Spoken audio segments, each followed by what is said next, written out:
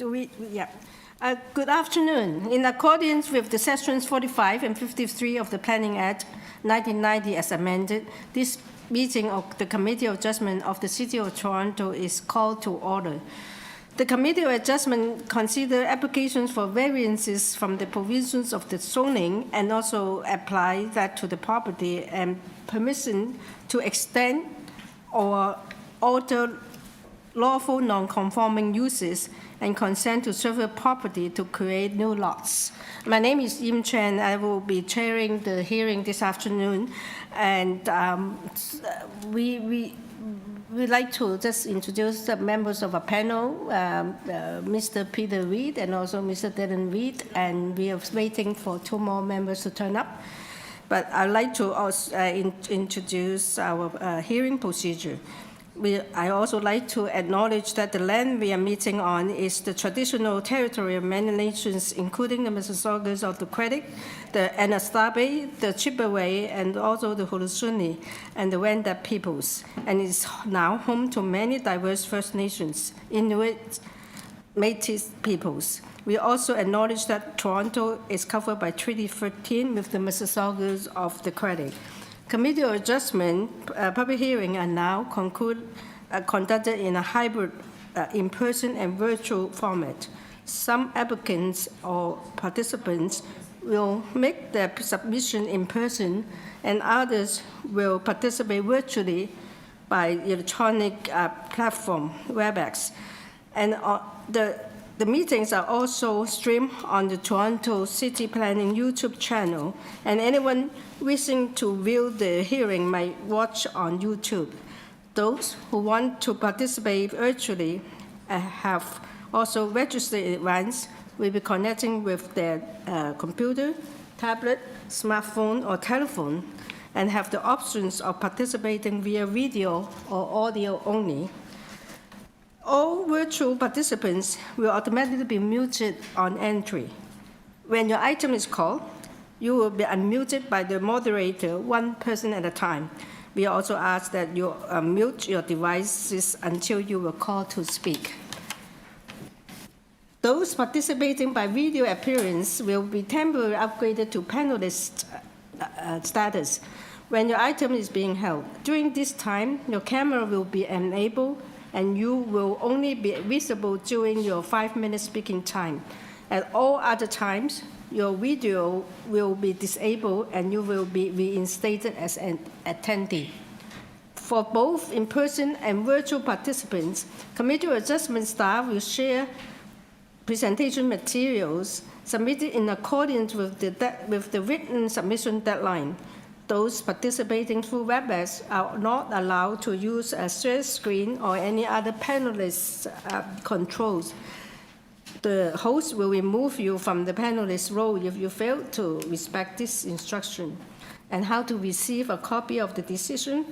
People attending in person today who wants to receive a copy of the decision of the committee must fill out a decision request card, and those participating virtually need to submit a written request for a decision by email.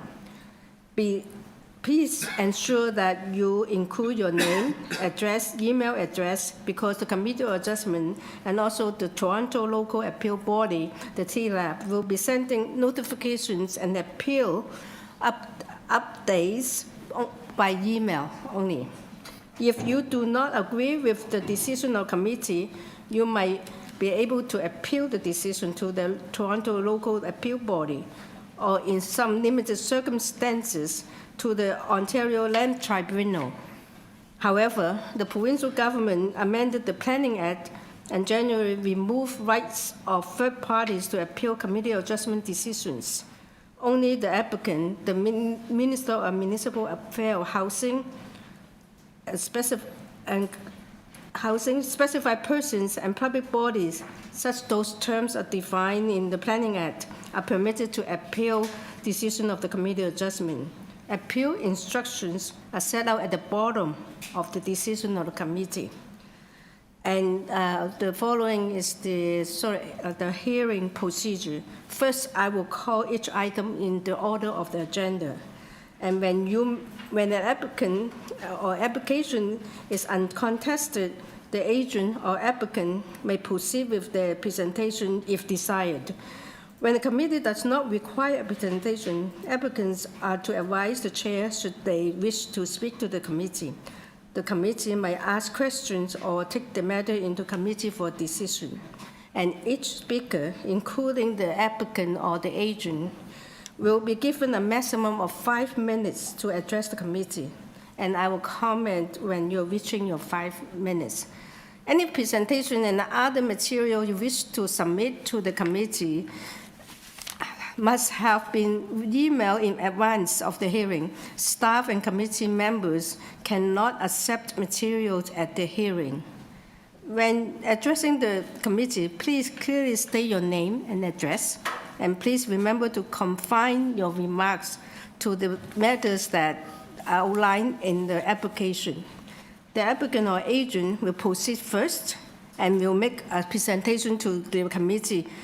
And please note, the committee may not entertain revisions to the proposal at the hearing today.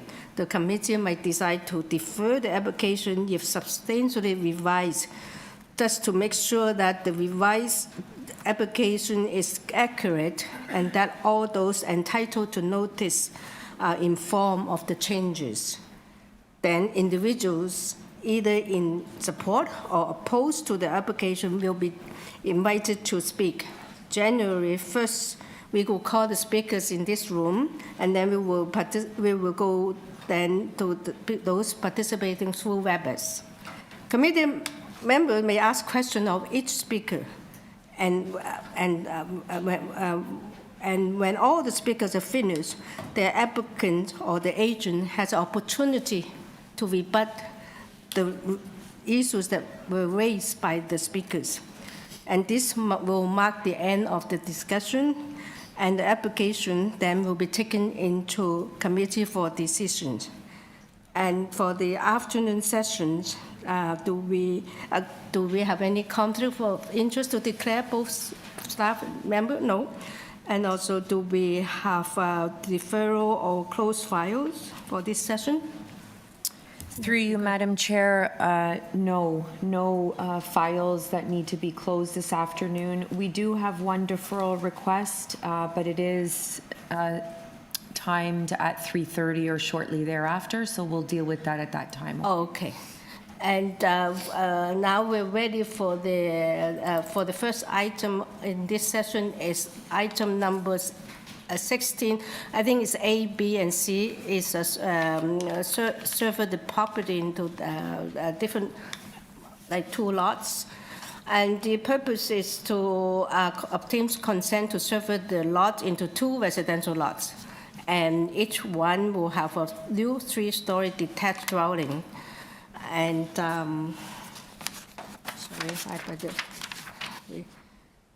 and also, it will be a detached. I'm so sorry, I forgot to tell you that the address for this application is 545 Concord Avenue. And it is to construct a new 3-story detached, it's a 4-plex with a covered front porch and stair, front and rear second covered balconies, and a rear basement walkout with a patio, and also construct via 2-story auxiliary building containing 1 laneway suite. There will be a total of 5 residential units on this lot. And the committee also received a copy of survey, site plan, floor plans, and elevations, and a draft plan of survey, cover letter from the agent, and arborist report, and presentation material from the agent. We also received comments from community planning and also from development engineering department. We have letter of concern from 64 Holland Street, and that's about it. Through you, Madam Chair, we do have the agent online, and I believe we have a registered speaker here in person. Okay, yes. So we'll hear from the agent first. Yes. Good afternoon. Yes, please introduce yourself, and you do have a opposition speaker here, so we require you to have, to give us a 5-minute presentation, please, yeah. Thank you. My name is Sean Galbraith. I'm a planner here on behalf of the application. One minor housekeeping issue at the start. It's not material, but in the project description. You can stop the clock now. Let him finish. I'm sorry. I just asked the clock to be stopped, so when Thank you. you finish this, you say the housekeeping matters. Yeah. Very minor. The project description says that there's a rear walkout and patio. We're not really sure where that came from. The building doesn't have a rear walkout and patio. Nothing. There's no material change into the variances or anything. But just to make sure that the description is accurate, it doesn't actually have that feature. Okay, so can we make that revision? Yes. We're going to make that revision. For both parts, right? Both. That's correct, Yes. for both parts. Yes, thank you. So thank you very much, committee. If you could bring up the supporting, that would be great right there. On the first page there. So the subject site 545 Concord is unusual in several respects. First, it is a double wide lot, so it is much wider than most lots on the street, and it has this unusual existing dwelling and actually attached rear garage. You can see at the top how much of the property is currently actually building. The front, there is no front yard setback for the existing dwelling. It sits quite far up on the property, right, like 8 centimeters from the front lot line. If you could scroll down. What is proposed? This is just a picture of the backyard and an axonometric of the existing building. There we go. So what is proposed are 2 detached fourplexes with laneway suites in the back. Now, when this project was originally conceived and designed, it was designed as semi-detached fourplexes. But then sort of towards the middle to the fall of last year, the city changed its definition of a semi-detached fourplex to be an apartment building. And the city doesn't have zoning standards for small-scale apartment buildings like this. And so the project was redesigned so that they would be 2 detached fourplexes with a 0-meter interior side yard setback.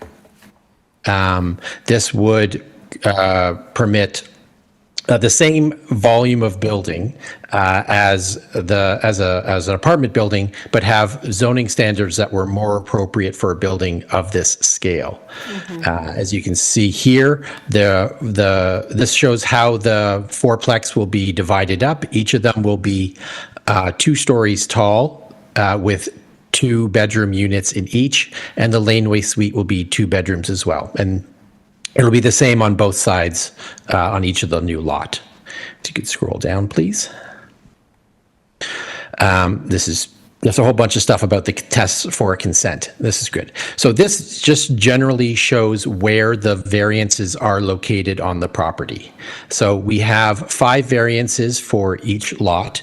There are no variances for the laneway suite. And importantly, we have no landscaping variances, no soft landscaping variances. So we have a front yard setback variance that pertains to the 3rd floor front cantilever. The 1st and 2nd floor are set back from it. We have a side yard setback variance for the exterior side yards. So in this case, it'd be the south side yard for the southern lot and the north side yard for the northern lot. We have an interior side yard setback because, as I mentioned, we have a 0-meter interior side yard setback where the 2 properties share a lot line.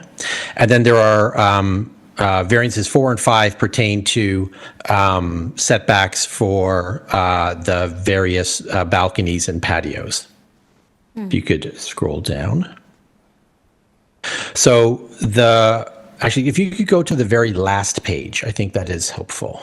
Thank you. So the front yard setback, as I mentioned, pertains to the to the third floor cantilever. And the very, very, very last page. That is great there. So this street, as a lot of old Toronto streets, has a very irregular front yard setback pattern. Scrolling in or zooming in, you can see we've put two lines. That is perfect there. So we've put two lines along the street. One showing the required front yard setback, which is the rightmost red dashed line, and then showing where our proposed third floor front yard setback is. And then all of those red buildings are other buildings on the street that would not comply with the requirement for this lot. And as the committee is aware, the reason why our front yard setback requirement is as large as it is because of the property largely to the north, the single property to the north, and the averaging of the adjacent properties that creates our requirement. I've run out of time, but I'm happy to keep going on about the other variances. That's fine. We actually have read all your material, so that I think. Wonderful. Fine. We will ask questions if we need something to clarify. Yeah. Yes. I do have one clarification question. Sure. For the, in the plans, for the laneway suites, there's a door sort of in the middle facing the house, but there's no pathway indicated to that door. The door seems to open out into soft landscaping. I was just wondering, like, if we can that seems odd. I was just wondering if you could address that.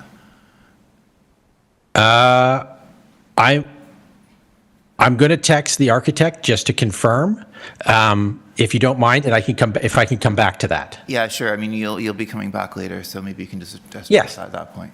Okay. I'd be happy to. Yes. Okay, but we're going to hear the opposition, so you better know what they're saying.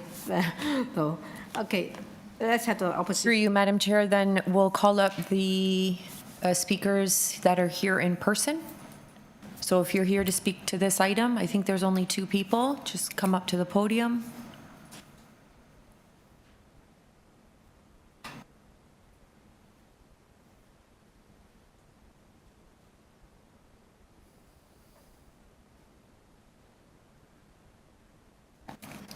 Thank you. Yeah. And then just turn on the button so the red light is on so your microphones are working, okay? Are you both speaking, or you just have one person speaking for 5 minutes? We're both going to. Okay, you're going to share? Yeah. Okay, thank you. Should ask whether you're sharing the 5 minutes. No, we each have, we've signed different up address. separately. Okay, Yeah. yeah, okay. Please introduce yourself, and, yeah. Good afternoon, committee members. My name is Maya Barua. I live on Concord Avenue across the street from this house. What's the name of the street? Concord Avenue. Sorry, yeah, all right, thank you. And so I'm directly affected by this development. Okay. I have concerns that the proposals taken together do not qualify under the 4 tests of the minor variant for the changes to qualify as a minor variance. Particularly the changes in setback and the amount of lot that is taken up by buildings and the 10-fold proposed increase in density by creating 10 new residential units on what was a single-family home drastically changes the nature and quality of the property. And as the planner made submissions, small changes to the plan were made to avoid it being qualified as a low-rise apartment building. This is a street of single-family homes, some of which have been divided into apartments. And I agree with the city's intention and desire to have greater density.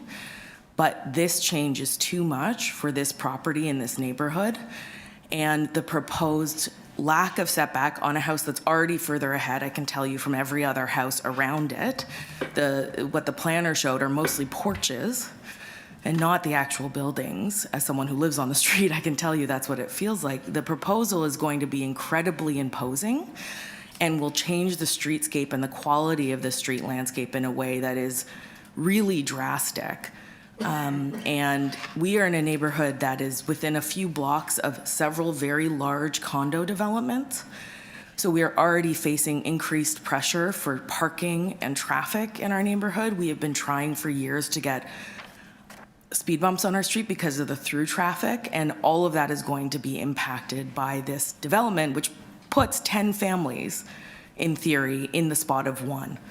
And I have serious concerns about those changes and the increase in density and the lack of consideration for the quality of the neighborhood that they're trying to make this development in.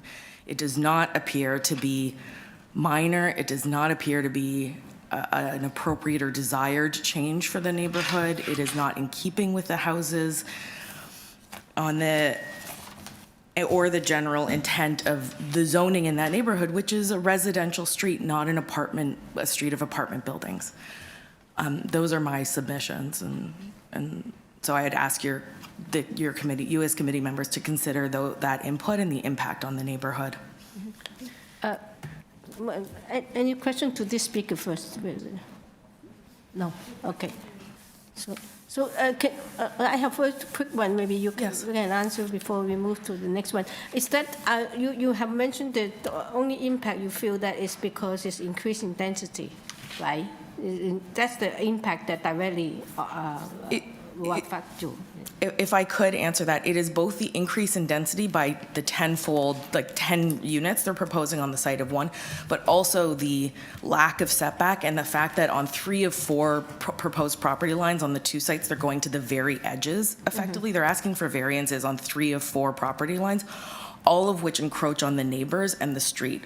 This house is already very close, only 8 centimeters away from the existing property line. They're proposing to go even further, 1 story up from the existing house. And so that will create a very imposing visual impact and change to the streetscape that is inconsistent with the representation that lots of houses are already encroaching on the property line. They do so with small porches and verandas or small little alcoves that come out of the houses or bay windows, not a whole extra story pushing out to the very edge of the property line. And so that's why it's both. The massing that will affect it. That's right. That's why the setback on 3 of the 4 sides is a major concern, and the increase in density. Thank you. Thank you. Any question to this speaker? Then we'll move to the, so next speaker, please. Introduce yourself to us, please. Hi, thank you. My name is Michelle Tomrat. I'm a lawyer in the province of Ontario and also a direct neighbor at 542 Concord Avenue across the street from this property.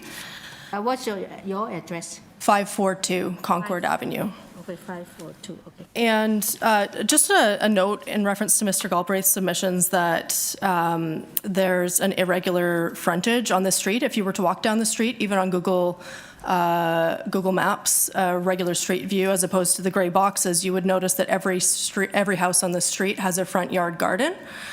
Some of them different shaped, some of them approach differently, but they all have gardens. And the fact that the house shapes might be irregular is not represented with the little gray box, which was described as a photograph, but is actually a model of the street and not a photograph during his submissions. Similarly, we received a memo from Mr. Galbraith's office that was for a different property that his firm is representing on, I think, Fox Street, and we contacted him saying, is this actually the property you meant to contact us about?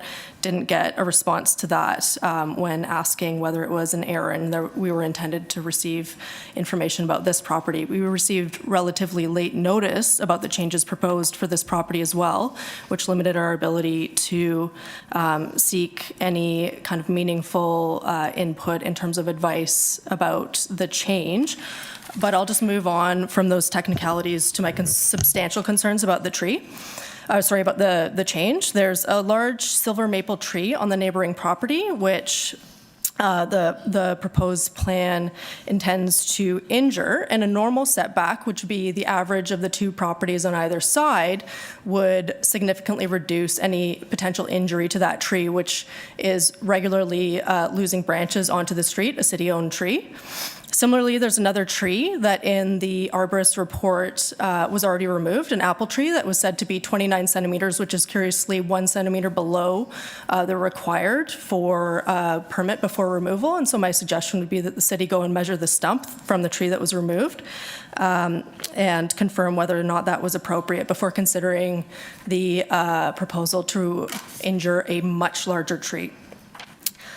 In the same vein, the plan proposed has no space for a new tree to be planted in the front or for there to be any front yard, which does not match the other irregular houses on the street, despite the fact that the houses may all be different, the front yards may all be different. There are many, many trees on this street, and the proposed plan has no space for any trees, either in the front or potentially also in the back.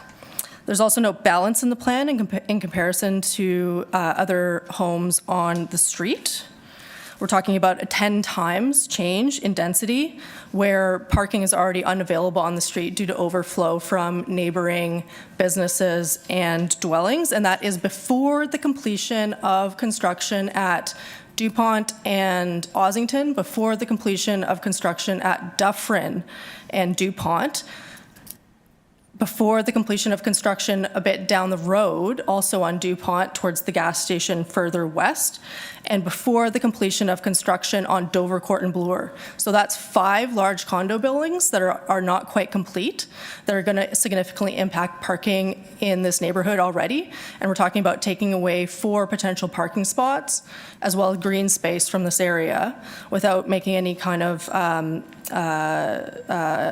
change or taking that into consideration for this property. There are also in this neighborhood, if you went and had a walk around, you would see that there are many high-end rentals of newly renovated construction on Hallam Street and Concord Street that sit empty for houses that have been flipped and are not being used because the cost of rentals in those new high-end units is not the type of housing that folks in Toronto need. It's not supportive of a mixed use or mixed density neighborhood. They're all expensive and they're all empty. All the new construction in the last 2 years anyhow. In terms of technicalities, we would also like to note that our front yard with a new tree that we planted has been dug up to turn off the utility because the owners of this facility decided not to have any tenants while they were planning to make this change. They've decided to turn off the gas, and we would ask that the utility be moved at 542 Concord so that any future changes that they make not affect our property directly, in addition to the concerns about parking. Thank you. Okay, any questions to speak? Yes, yeah, go ahead, Ms. Wilbur. So, did the owners or owner representative try to approach you, and did you have a meeting or did you talk to them? No. None. Okay. Are you aware of any meetings that might? We were not approached. We were not approached at all. There was no attempt to reach out to us at all. Thank you. And perhaps I can just add to that. We've spoken to other neighbors nearby, and they have also not been approached. No one has told us about any meetings, and so from what we understand, everyone received the city notices and no direct outreach. Okay. Any question? I have one question to this speaker. I got sort of missed your point of you raising the point that some high-end rentals that have been left vacant. What has it got to do with this one? I just want to know the correlation. Right. So my understanding is that the City of Toronto wants to increase density, which I strongly support. And so my submission is just that the type of density also matters, not just the fact of density. And so my suggestion would be that a less aggressive yardage that's more in line with the area that might be more reasonable in comparison to the other properties on the street might be more affordable than the high-end aggressive approach that's being taken here. You think that this will be a high-end rental? That's my impression based on the approach that's been taken to maximizing every possible square inch on the property. Is it because of but then it can be multiple units, but then the units, you think that it will be too expensive for the neighborhood? My impression is that this is a company that is a property development company, and that it's not someone who plans to live on the property, but someone who plans to profit from the property. Oh, all right. All right, thank you. Yeah, any other questions to these speakers? Okay, do we have more? Thank you for the presentation, yeah. Through you, Madam Chair, I don't see any other speakers for this item, so we can go back to the agent. Agent, yeah.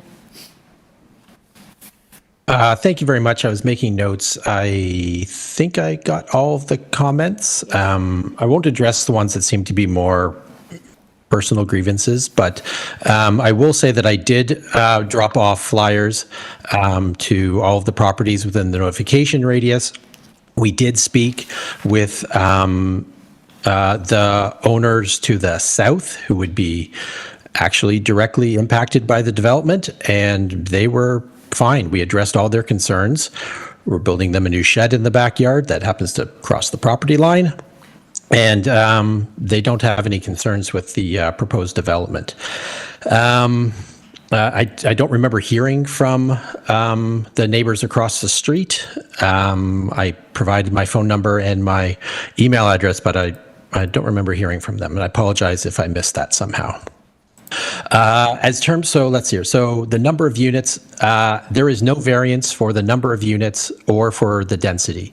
The City of Toronto and its zoning bylaw has exempted multiplexes from density requirements, and the number of units is permitted as of right with no variances on this property.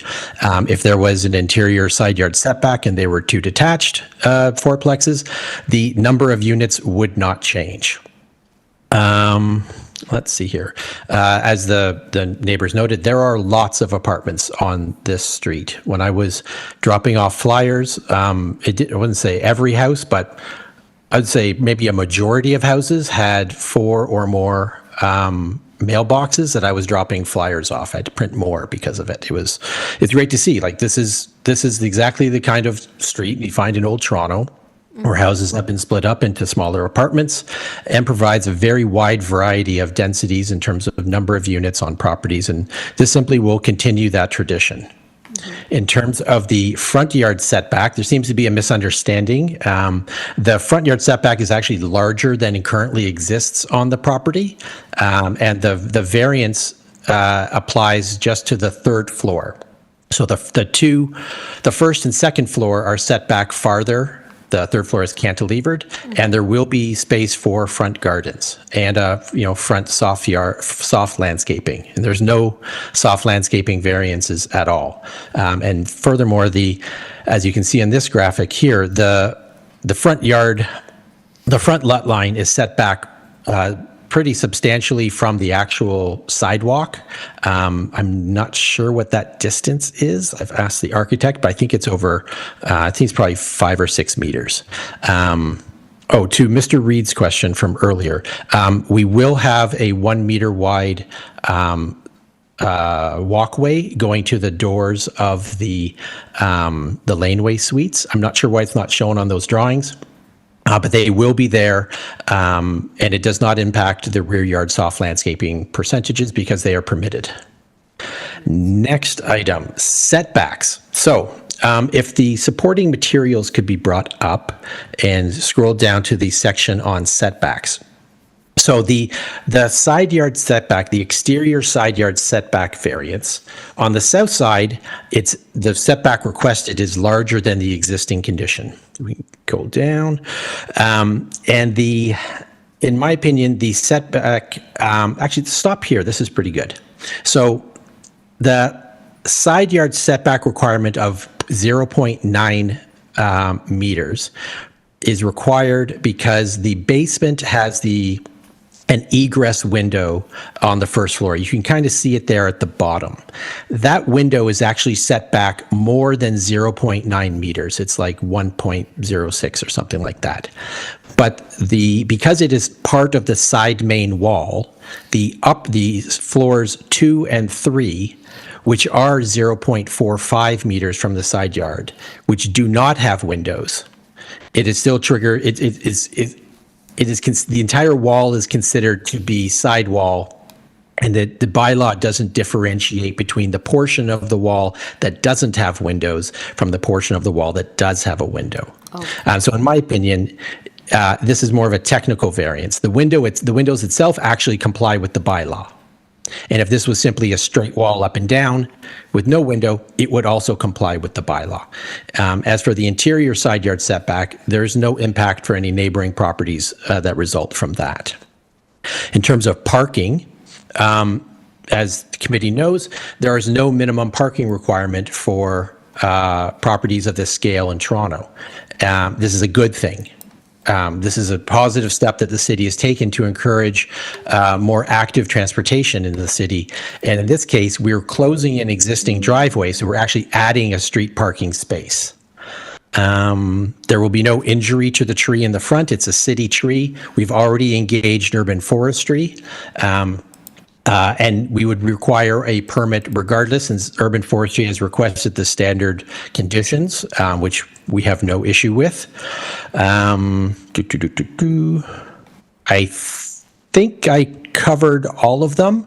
And I would just note that planning, we've discussed this project with planning early on, and they have no concerns with the approach that we are taking with this. And engineering has no concerns. They have their standard conditions, which we are also fine with. Happy to answer any questions.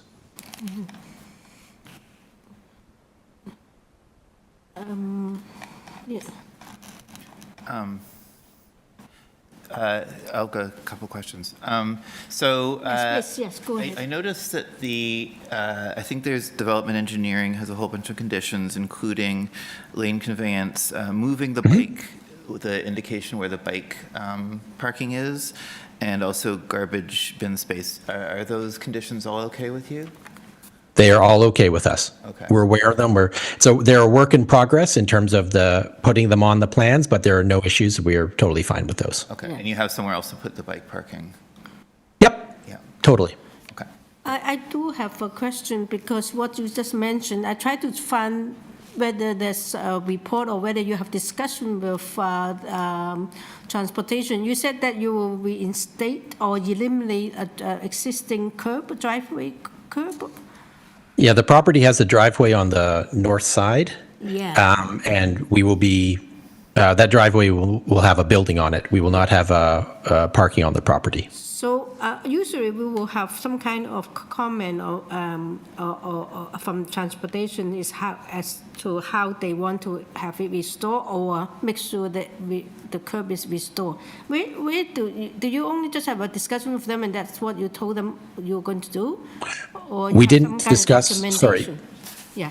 We did not discuss the project with transportation. They reviewed it as part of their normal course of business and provided their comments. I didn't notice that they missed the driveway being closed, but if the committee wants to add that standard condition, Yes. we're familiar with that language. We'd have no issue with that. We'd be doing it as a matter of course anyway. Yes, I sort of think that maybe we should secure that as we put it as a condition that you will restore the existing curb cut. I mean. Sure. Yeah. That's a pretty standard Yeah, condition. I don't think we have any issue with that. Right. So Yep. I try to get those words in my mouth too, but I can't remember. Okay. Yeah. Totally understand. And any other questions? They did mention, there's a position mentioned about the type of rentals. I just want you to address that briefly because that was one of the issues they raised about the appropriateness of this type of rental on the street or in the area. The city's official plan talks to providing a range of housing in terms of income and type and size and scale. We don't regulate who gets to move into a rental unit, and I don't think we want to go down that road. Mm-hmm. Thank you. Yeah, good. Thank you for addressing it. You're welcome. Yeah. Any question to the applicant? Okay. Okay, we don't have any more questions for you, and now we are in committee. Yes, Peter, yeah. Oh, Ms. Roper, yes, please. I'll just, Yeah, please. some comments, and you're looking at each house and each variance, it might not look as a lot, like it might look minor, but in my opinion, taken together, and especially, given the fact that there is no distance between the two, one north and side walls of two houses, which is basically makes it a, semi-detached house. But, the other things, making it a detached, it's a technicality and, way around the bush. But I think taken together, like the massing and the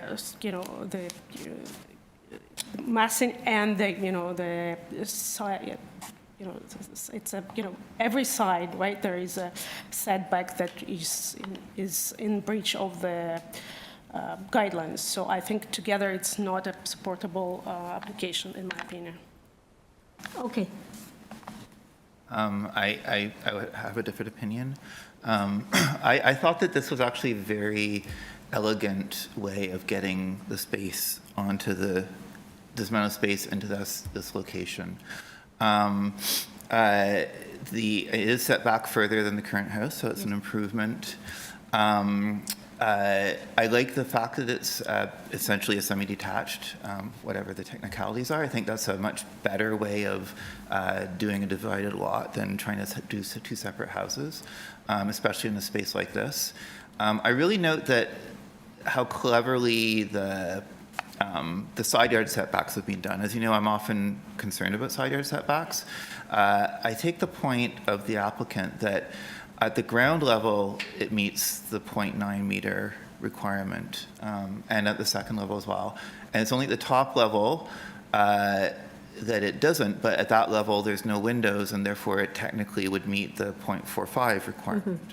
So really, at each level, it meets the side yard setback requirement. It's just because of a technicality that there's two different sides that the variance is required.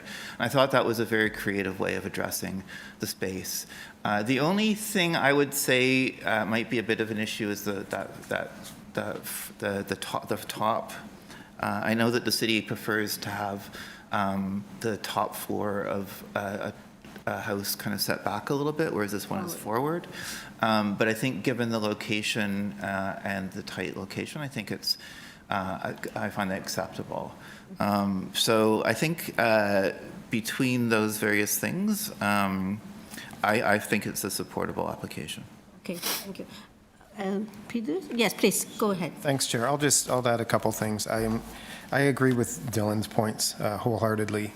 And I think that it's important to remember there's going to be some other improvements to the adjacencies in this, right? Like that big backyard garage is getting way scaled down. So like the north and south neighbors will have a better situation in their backyard. And I think the applicants made a lot of effort to minimize the impact of this. The depth is essentially the datum depth line of the houses on that street, and there have been material improvements to the front as well.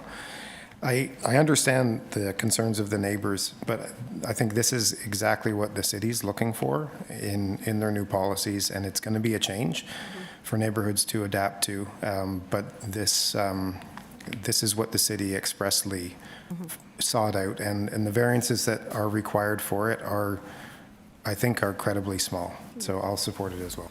Yes, I would also like to add to the second last point is that this application is not to compare to as if it's a single house, detached single house family house. They're proposing fourplexes. And I think that fourplexes is, with our official plan, that is what the city decided to promote because it's a way, to me, it's still residential, but it's a moderate intensification from single family housing. And so we cannot really compare to that. But when we look at the application as a fourplex, I think that it is very skillfully planned.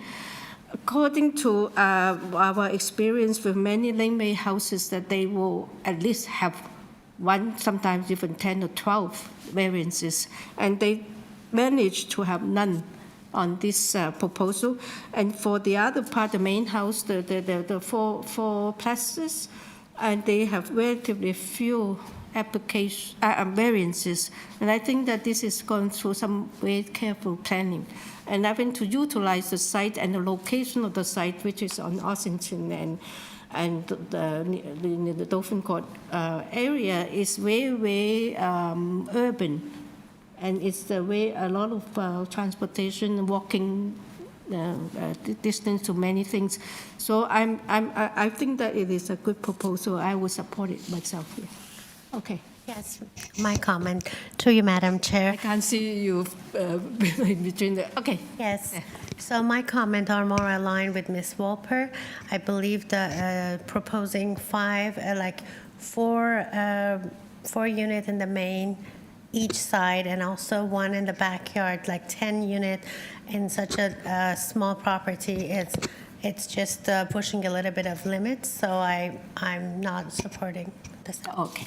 So you think it's too much? Yeah. All right. So do we have any more comment, or do we have a motion?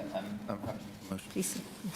So for the reasons myself and some of my colleagues have stated, I move that we approve these variances with the development engineering conditions. Yes. With Forestry 1 on A and Forestry 1 and 2 on B and C. Mm-hmm. And with the, although it wasn't provided, with the usual transportation condition to remove the curb cut at the bottom of the driveway. And also restore it. Restore the curb. Yes. And I'm assuming that we can provide, that the staff can provide the full normal wording for that. Mm-hmm. I think that's all the conditions. Yes. I'll second that, Chair. And Peter's second, and let me write this down. All in favor with those conditions, and Miss both Miss Wolper and also Miss West dissent. Yeah. Dissent. It's 3-2 approve with conditions. Yeah. Thank you.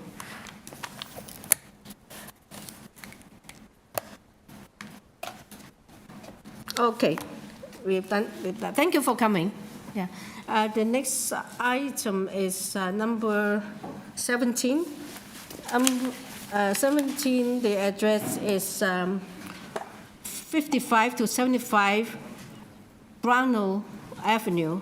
The purpose is to obtain consent to survey the lot I'm a bit slow. 2 residential lots, and to create new easement and right-of-way. And we have received a copy of survey, site plan, floor plan, elevations, draft survey, and 3 photographs of the property, cover letter from the agent, and 3 protection plan and presentation material, and the site specific bylaw. And we also received comments from community planning and a staff report from development engineering, and also advisory comment from Metrolink. Through you, Madam Chair, we do have the agent here in person, no registered speakers for this item. Okay. And you here, you have no proposition, but do we want to have a little presentation? You don't need one. Okay, so maybe we get into questions. Please introduce yourself first. Yeah, please, yeah. My name is Jude Tersini. I'm here from Mancus Developments. We're the owners of the property, and we've read obviously the comments on file, and we're perfectly here to answer any questions if you should have any. And this is just a technical severance to facilitate for financing and the creation of over 700 rental units. Mm-hmm. So CMHC doesn't like putting loans on properties that aren't going to be the rental building. Mm-hmm. We're just here to sever the two apart from each other. Okay. Yeah, that's a very good introduction, because, it's reason. So any questions to this speaker?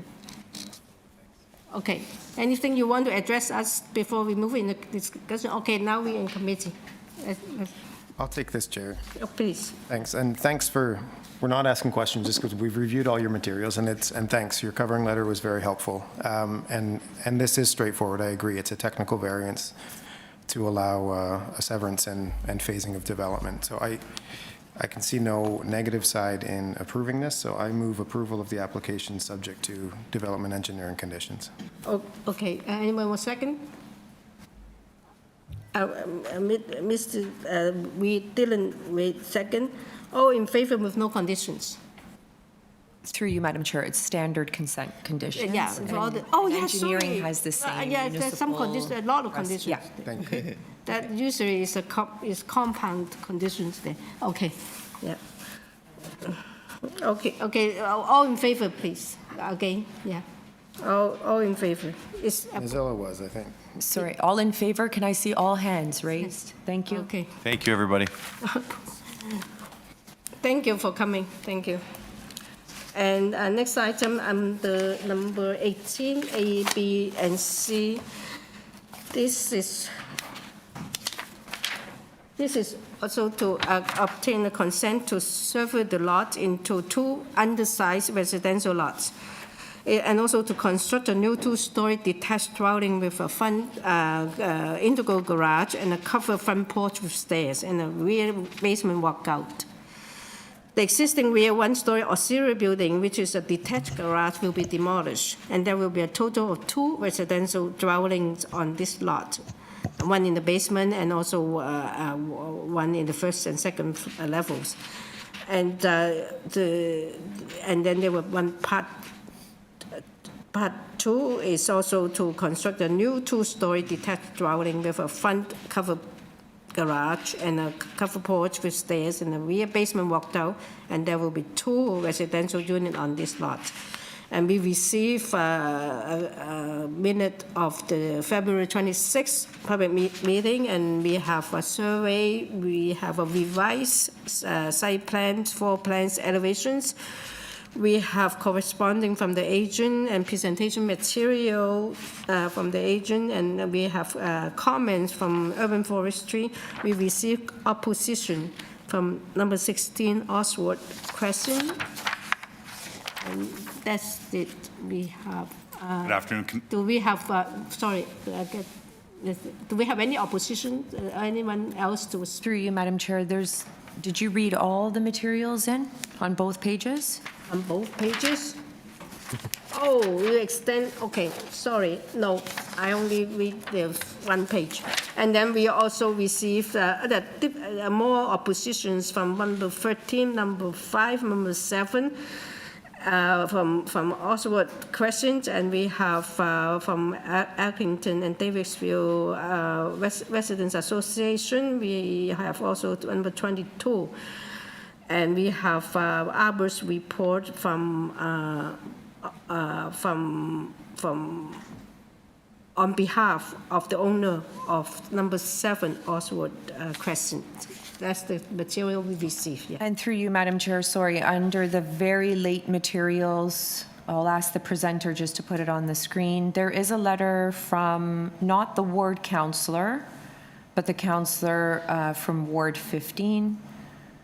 Expressing their opposition.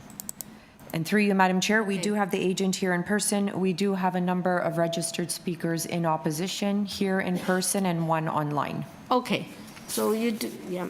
Okay, please introduce yourself, and you do have some opposition, so we require a presentation from you. Yes, thank you, Madam Chair. Jonathan Biskowski, 301 Keewatin Avenue. Maybe, Madam Chair, if you could just indulge me for a minute before we start the clock, just to review what the changes were based upon the deferral. That's fair. So we were originally here. The deferral was caused by really 2 things. One, the interpretation of the frontage was miscorrectly identified on the original public notice. It was taken from the front property line rather than the required front yard setback. This is a property that tapers towards the rear, which does get narrower. So the public notice incorrectly took it from the front rather than from the required front yard setback. The location of the dwelling hasn't actually altered, but that number has materially changed. If we could bring up the chart I've provided. We would see on the chart I provided, it has been reduced from 7.62 meters to 7.38 meters. Okay. So again, no actual change to the proposal, just to where the frontage is now correctly being interpreted from. Additionally, the reviewer correctly identified an FSI variance. This is a multi-family house. Each property was always proposed to be 2 units, so it was miscorrectly identified as an FSI variance. Following my initial review, I also recommended let's reduce the depth to be zoning bylaw compliant. So the depth as well variance has been removed. So what you would see in front of you here are the 2 yellow portions are the variances that have been removed from the initial application. Okay, from the last defer. Correct, correct. But then what we have in front of us is already reflecting all these changes. Correct. There has been no alteration from the public notice to where we are today. So we're good to go. Yes, and lastly, we were, I did, so previously to the first hearing, I did hand out some flyers to the neighbors.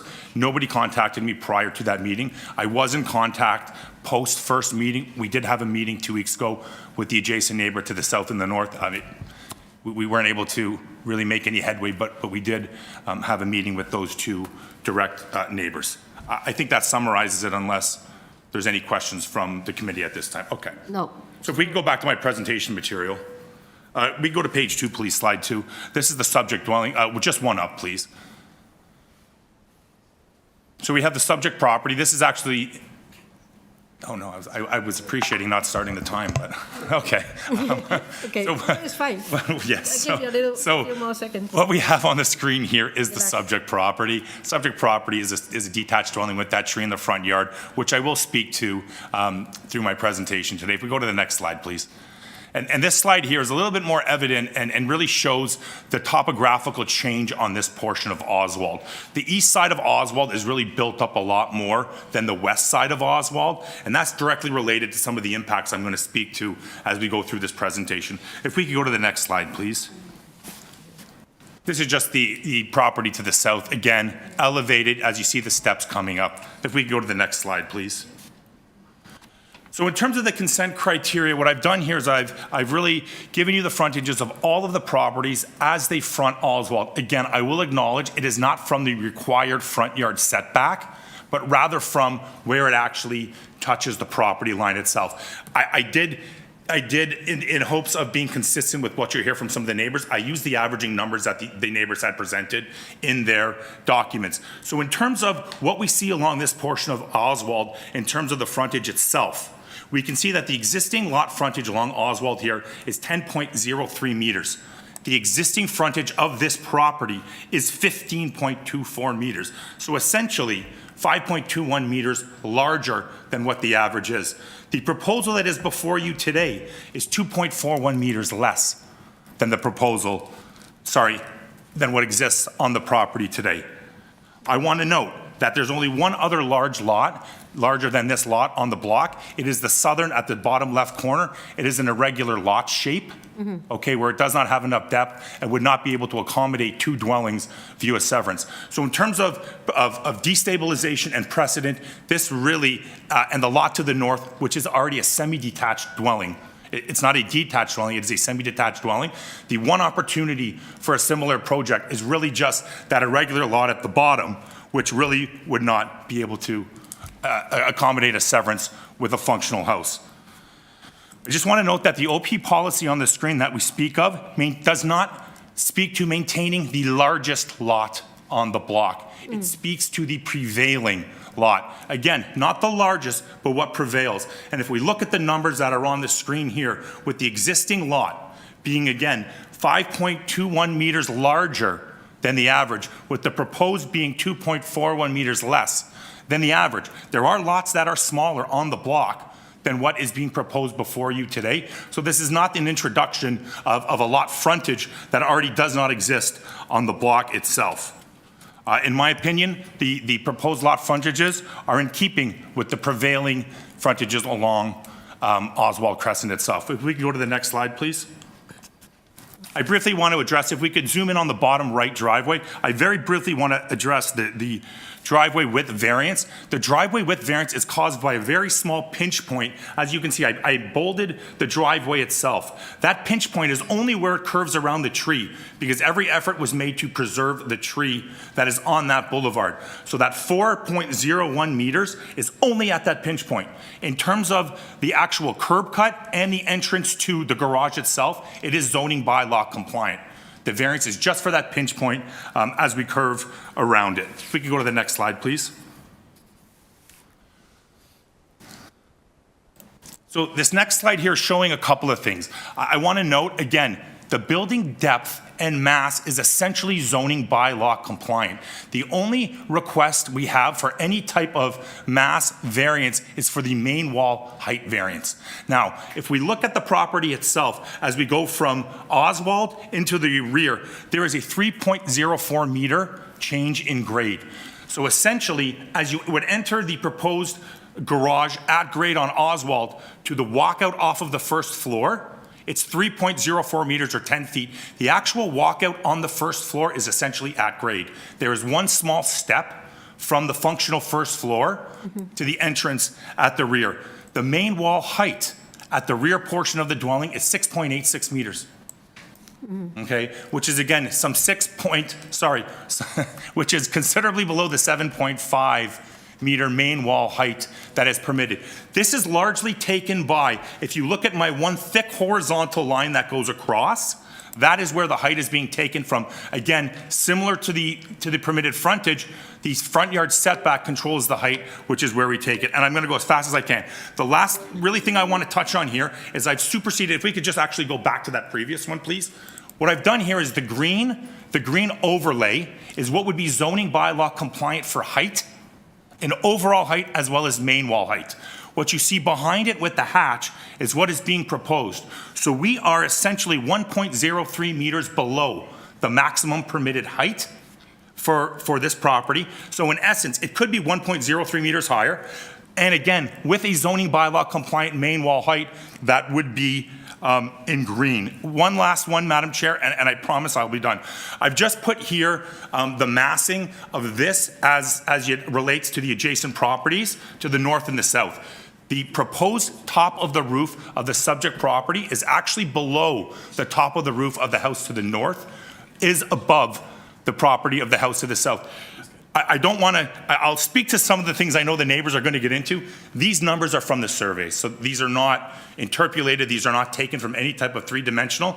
So in terms of the mass, which again, remember, we're asking only for a main wall height variance of 0.4 meters, which really is only at the front portion, not at the rear. We're actually below the mass of the house to the north and the house to the south. I can keep going if I'm allowed to, Madam Chair, or...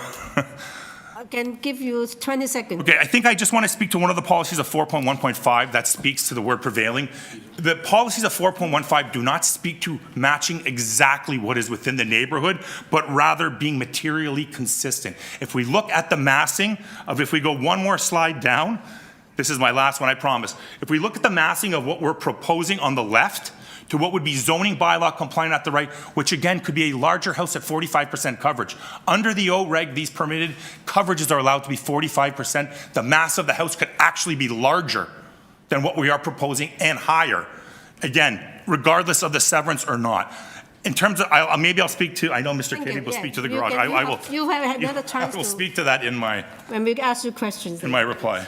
Okay, so let's have the next speaker. It's just fair to them. Okay, through you, Madam Chair, there are a number of people here in person that wish to speak, so I just ask that you come up one by one, and you'll each get 5 minutes to speak. Yes. Thank you, Tommy. Please introduce yourself and then tell us about your concern. Yes.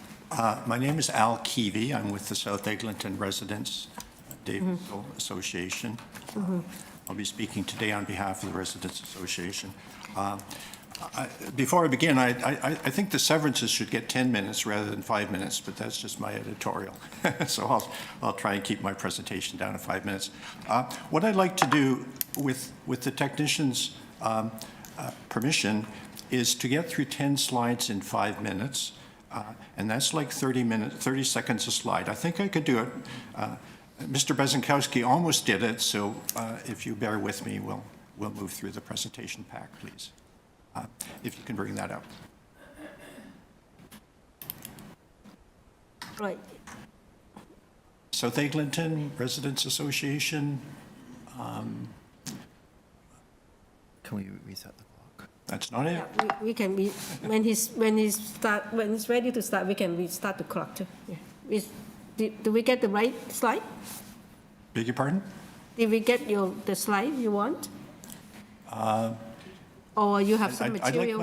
I'd like to speak to my presentation if I could. Oh, you have a presentation? Yeah, I have a 10 or 12 slide presentation. I'd like to speak to that, please.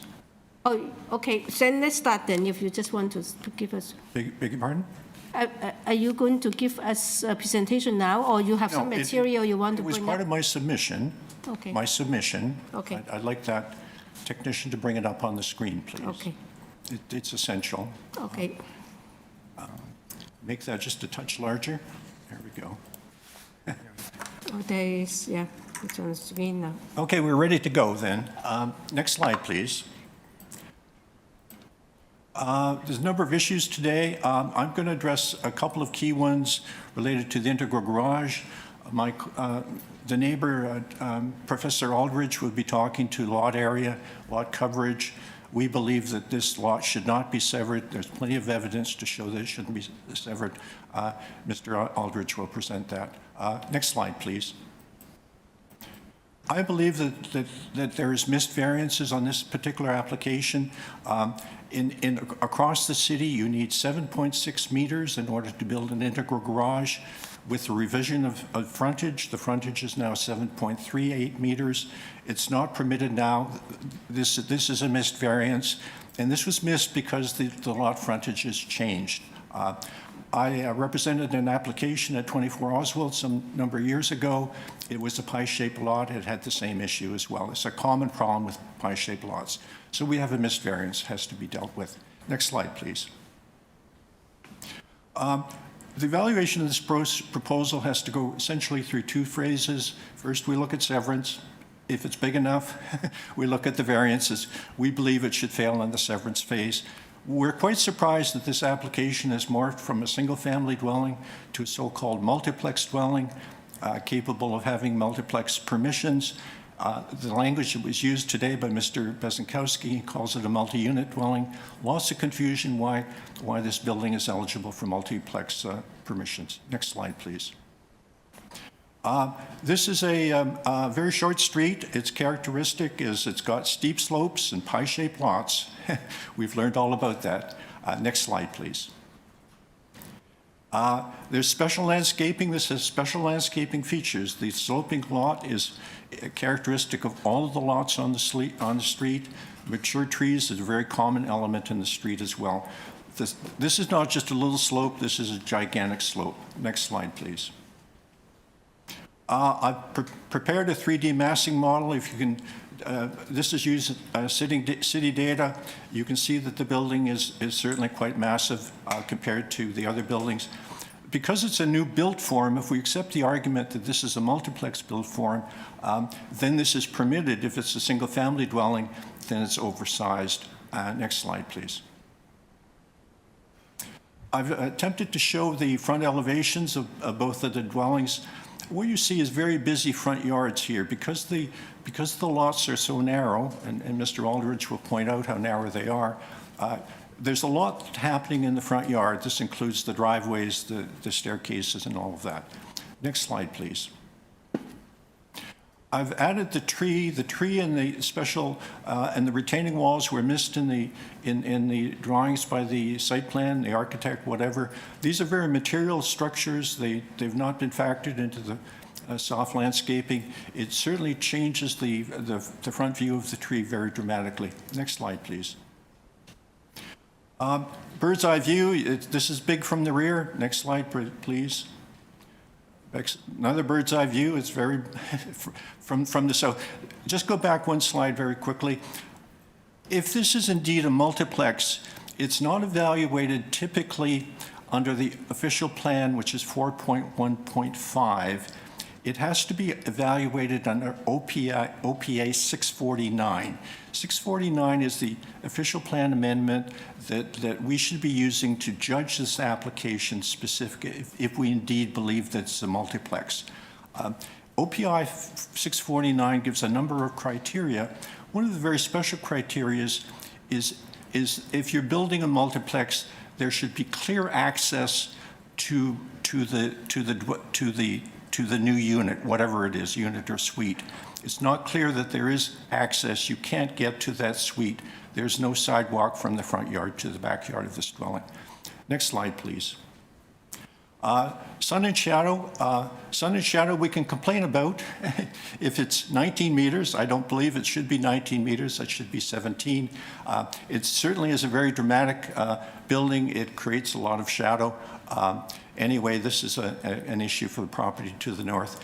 Next slide, please. I've done it, got to the end, right at the end. I believe that we have many issues here. The issue is this application cannot proceed as an integral garage with integral garages if the applicant wants to proceed. Without an integral garage, that they certainly can without asking for a variance here.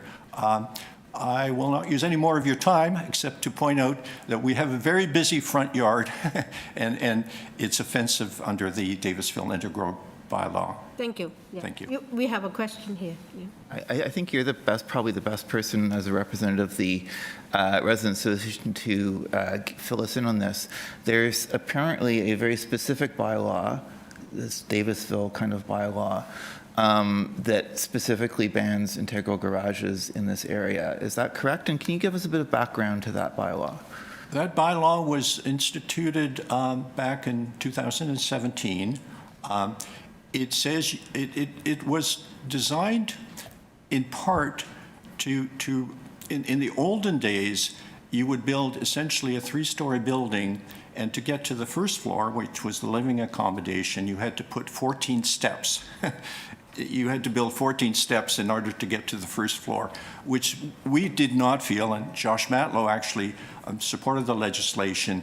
The legislation said that if you're building an integral garage, don't force the owner to climb 14 steps. Force them to climb 5 steps, 1.25 meters. That bylaw has been very effective. We've not had any buildings coming along that have 14 steps to get to the first floor. This is retrograde. We're actually going back to the olden days where you have to climb 14 steps to get to the first floor. This bylaw often appears in integral garage applications like this. This is the first time I've seen the 14 steps reappear. So I would argue that the 14 steps really is contrary to the purpose and intent of that bylaw. And of course, it busies up the front yard as well. Okay, so where does this bylaw apply to? Is it just the street, or is it all of Davisville? It's all of Davisville. It's our whole catchment. Okay, and in the notice it says that the bylaw basically says there can't be an integral garage at all. Is that? Well, everything can be varied. That's why we're here. Yeah. If the applicant has looked at the criteria for the integral garage and they've met that criteria, then the panel can say, oh, that's met the criteria. I see. In my view, it's failed the criteria because we actually have 14 steps to climb to get to. Okay, so this is very helpful for understanding where this comes from. So the criteria, in your mind, the criteria for maybe making allowing a variance to that would be if it was designed so that there's really just a few steps. But in this case, there's going to be a lot of steps. There's going to be quite a cut into the slope. Yeah, it's slightly more complex than this. The bylaw says that if you're building an integral garage, the threshold should be 1.2 meters above the established grade. The problem here is this property is built into the slope. Yeah. So the established grade is up a little bit, so it may meet the criteria, But the true purpose of the bylaw back in the day is to make sure that you, that you don't climb, I'm paraphrasing, you don't climb 14 steps to get to the first floor. So Okay, thank you. Yeah, thank you. Yeah. We can also ask the applicant to, I thought that the Residents Association would be. okay, thank you. thank you very much. Thank you. Good. Next speaker, please.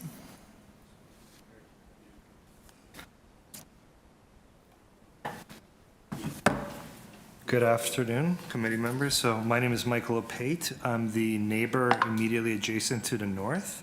Address is- First of all, I just want to echo all of Alan's points and Keith's, that the neighbor to the south that will be making his points. What's the address? 13 Oswald Crescent. 13, yeah. Okay. So firstly, I really want to just stress a few points because I do have to leave to pick up my son, but the retaining wall is a big issue for me, that I don't see a permanent solution to retain all of that soil.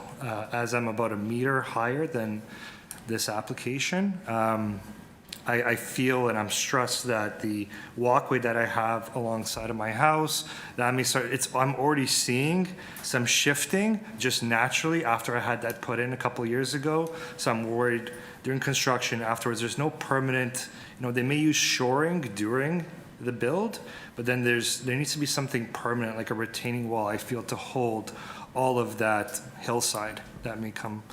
And then, of course, my major issue is with the overall length of this home. As you saw it in the shading study, my home will be eclipsed. My backyard, all of the vegetation and plant life that I've been working on the past couple of years will likely die, and my overall quality of life will be drastically affected just by the shadows there. And overall, just coming out to my backyard, I'm going to be looking at a wall, essentially, where now I see the neighboring lots' backyards, there's vegetation, it all kind of flows, right? Every house is within a certain alignment there, where it allows that natural vegetation to almost seem like it's flowing. So this is just completely out of context with the overall area, and just from a streetscape perspective, it doesn't fit with the style of homes on this street. And that's it. I'll cede the rest of my time to anyone that wants to take it from the opposition. Let's wait, see whether we have questions for you. Any question to this speaker? Okay, thank you. Thank you. Next speaker, please.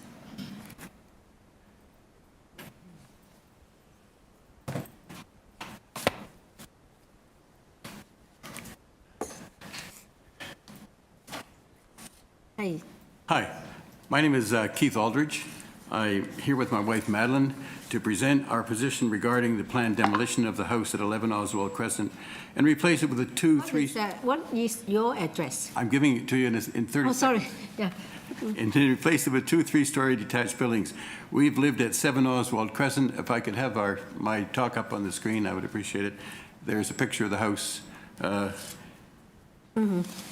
I do need my presentation. Anyhow, we've lived in this house since 1976. I don't think it's my presentation. Can I stop the clock until my presentation comes up? Can you make it bigger? Expand. Thank you. Thank you. So in early March, we received a notice from the City of Toronto describing the details of a proposed lot severance and number of requested variances that require relief and approval from this committee. We're here today to address both the proposed severance and the requested variances. We note that the lot frontages and lot areas are criteria used to evaluate severance, and these 2 items also appear as requested variances in Part 1, Part 2 applications. I will address both of these items as my first issue. If I go to the next slide, please. And it's best to show this graphically. If I can get my next slide, it's further down. There we go. Shown in this slide is a depiction, thank you, of the lot frontages on Oswald Crescent, where along the horizontal axis are the addresses of the properties. And the black bar on the left is at 11 Oswald Crescent, which you can see is, in fact, the height of that bar represents the requested lot frontage of 7.38 meters, and the dotted red line is, in fact, the bylaw of 9 meters, so it fails to comply with the zonal requirements. Now, if you average the actual lot frontages across all of those numbers, you end up with a number of 10.03 meters, whereas the lot frontage, which is requested for the severance and for the two proposals, is actually 7.38. And that, what Mr. Biscotsi described to you, is the difference between the 10.03 and the 7 meters. It's just a different way of looking at it. He had 2.41 meters there, which is approximately the difference. So, but the most important point here is that they're 35% down from the 10-meter frontage which is required. So it's approximately 35% short of the frontage. So that's important. So we'll go to the next slide, lower down. We talk about the same issues. The second set of graph, the second graph. Go back up, please. The second, there. Okay, the second graph shows the bars represent the lot areas on Oswald Crescent, and in the lower left-hand side, again, the black outlined rectangle is the lot area that's required for the severed properties. You can't see the numbers, but the lot area is, in fact, some 90 square meters smaller than the average in the neighborhood, so it's significantly different. Again, about 35% different from the neighborhood areas. So these areas are too small. And so since both the proposed frontage and the severed property areas are far outside the lot size and frontages of the neighboring properties, accordingly, for these reasons, the proposed severance should be refused. That's our view. I won't go through the pictures because Al very nicely showed you the depictions of what happens when you try to squeeze these buildings into these smaller lots. So I'll go next to the next picture is actually a view from looking north from the back garden of 7 Oswald Crescent, and you can see this. Well, I can tell you this house was built in 1913, and this is really a very settled area, and so in a very established neighborhood. So in the case of established neighborhood, a great consideration has to be given to specialized landscaping, and I'm going to move to that position of the landscaping issues. In the next slide, you can see this is a plot. If you can blow it up, there's a picture of the tree that this driveway was shown by Mr. Biscotsi. The zone of influence of the zone of next to the tree, which is the one that's going to be damaging the tree, overlaps the driveway significantly. And you can see if the next slide shows the area of if you look at it from the front of the property, you can see that there's a tremendous change in elevation, which you've already seen next to this tree. And we've had an arborist report, Judith Wright's report is attached to this presentation, where she describes the disastrous effects of putting a wall. They'll have to have a retaining wall next to that tree, as well as having the water table is likely to have been reduced significantly by the excavation of the driveway next to the tree. And so these are very injurious things for the tree. And already we've seen the need for some sort of retaining wall that my neighbor to the north has described he needs, and we need to have that retaining wall put in. It's about 4 feet high to keep the wall together away from the property. So in summary, I'd like to summarize: the proposed severance does not show good planning and should be refused. It fails due to adequate frontage and enormously smaller lot size compared to the 24 other properties on Oswald Crescent. The tree protection zone in the site plan needs improvements that are described in Judith Wright's report. She is the arborist we had to do a report for us. And there are no retaining walls shown in the proposed drawings on either side of the neighboring properties. And these are 4-foot walls that are going to be needed. Thank you very much. Yes. Thank you. This is just basically we have questions for you. No, we're okay. Okay, thank you. Next speaker, please.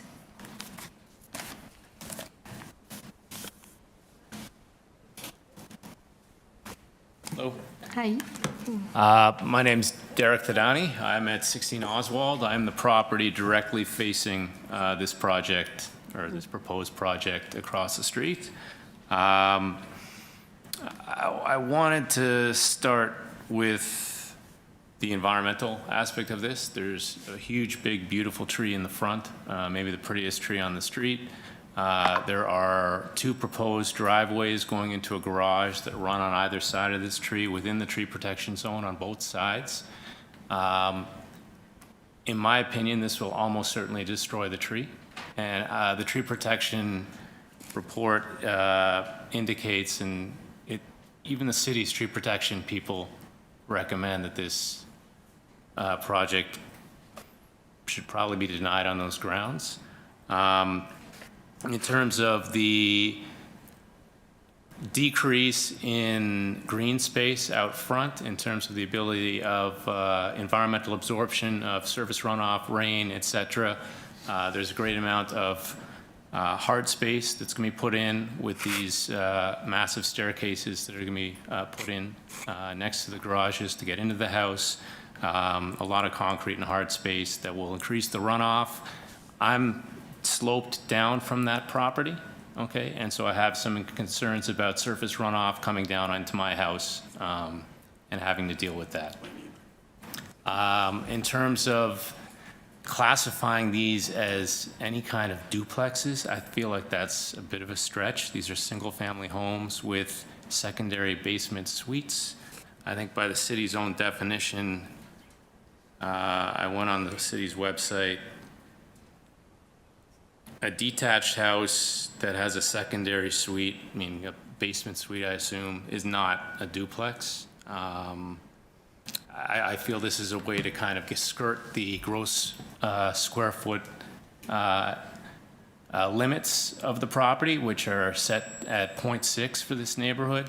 At 0.81, that's 35% larger than what's allowed. And it's kind of a way of doing our end run around what the size limits are.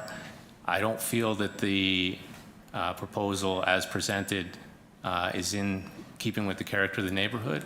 And also in my letter, I oppose the integral garages.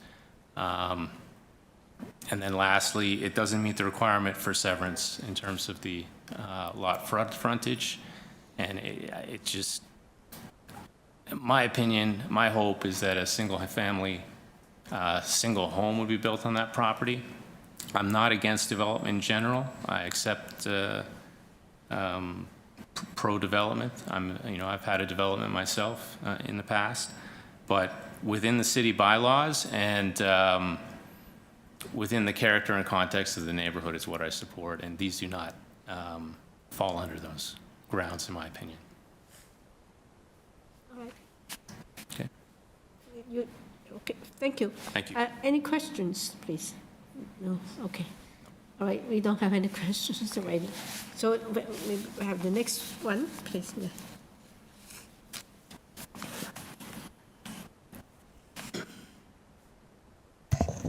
Yes, please. Good afternoon. My name is Sylvia Bashevkin. I live at number 5 Oswald Crescent. Okay. That's 2 doors south or east of this property on a curved street. Mm-hmm. I'm a professor emerita of political science, and I wanted to first speak to the question of consultation with neighbors as a political scientist. Those of us who live on Oswald Crescent received material from the City of Toronto that was mailed on or before Tuesday, February 4th, concerning a meeting on Wednesday, February 26th of this Committee of Adjustment. A few days before, we received, late in the evening on the Friday before, the 21st of February, 2025, material from the agent retained by the developer, which I guess purports to be consultation with the neighbors. But as a political scientist, it would appear to me that the proposal to sever a lot on a short block and build properties that are so dense, so high, have such limited setbacks, and that violate the garage rules in this particular part of the city, that violates any notion that I would have ever seen as a political scientist concerning what constitutes consultation with neighbors.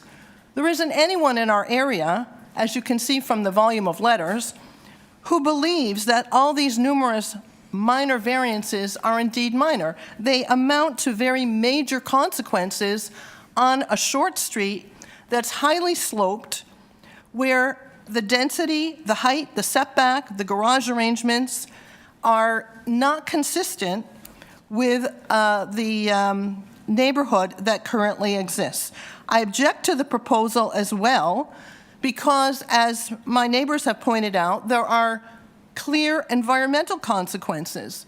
The likelihood of flooding, given that this is a very steep hillside, and that this particular development proposal will eliminate the soft landscaping on a sloping front lawn, which is the consistent style otherwise of that side, the odd-numbered side of Oswald Crescent.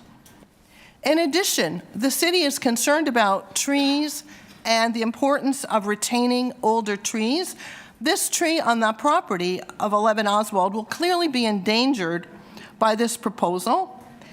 And the character of the street or the neighborhood, it seems to me, is what's really at stake here.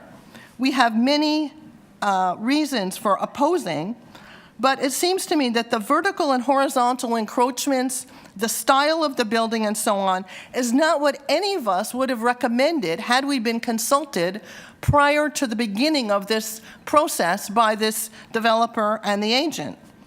The shade and light consequences for my neighbors who would be directly impacted are very negative, and it sets a precedent for any other property of this size in that area of Toronto.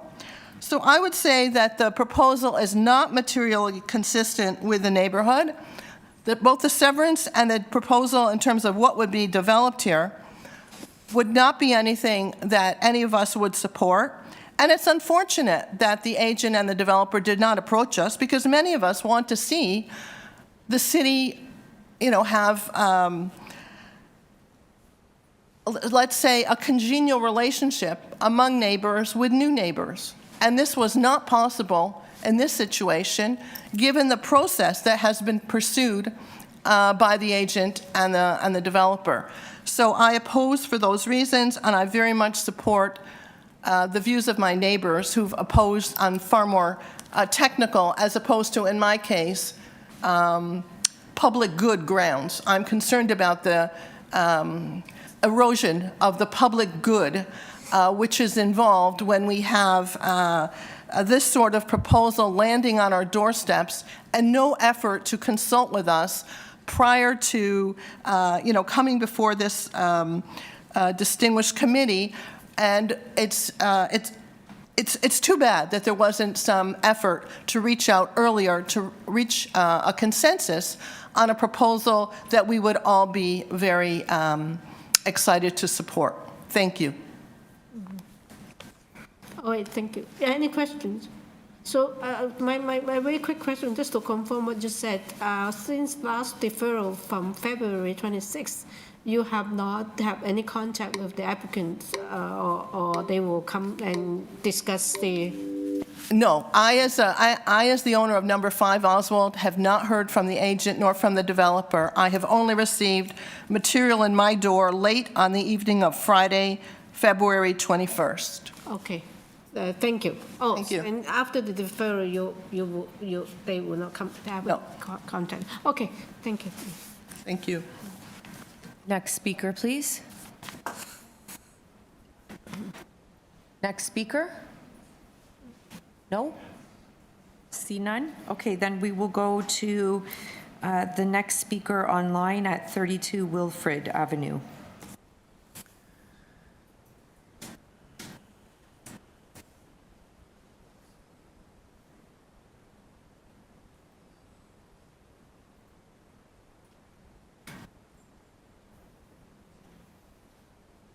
Through you, Madam Chair, we're just going to give the owner a call just to make sure. Okay, yeah.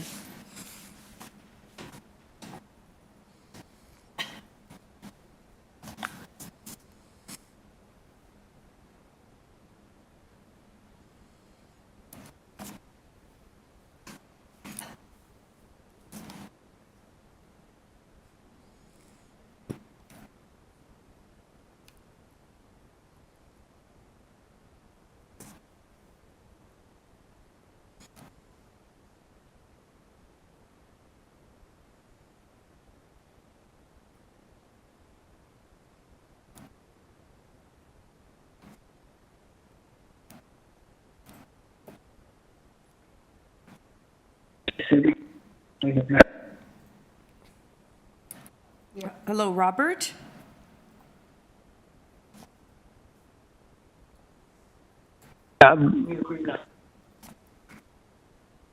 Hello, Robert, can you hear We us?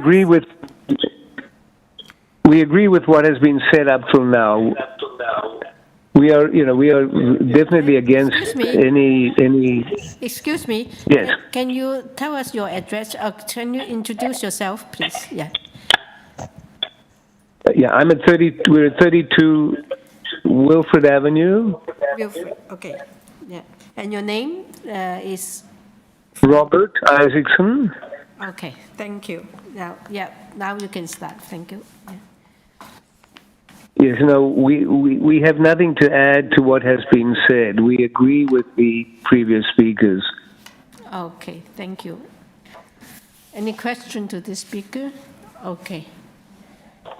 Okay, thank you. So, Okay, through you, Madam Chair, then if there are no other speakers, then we can bring back the agent. yes.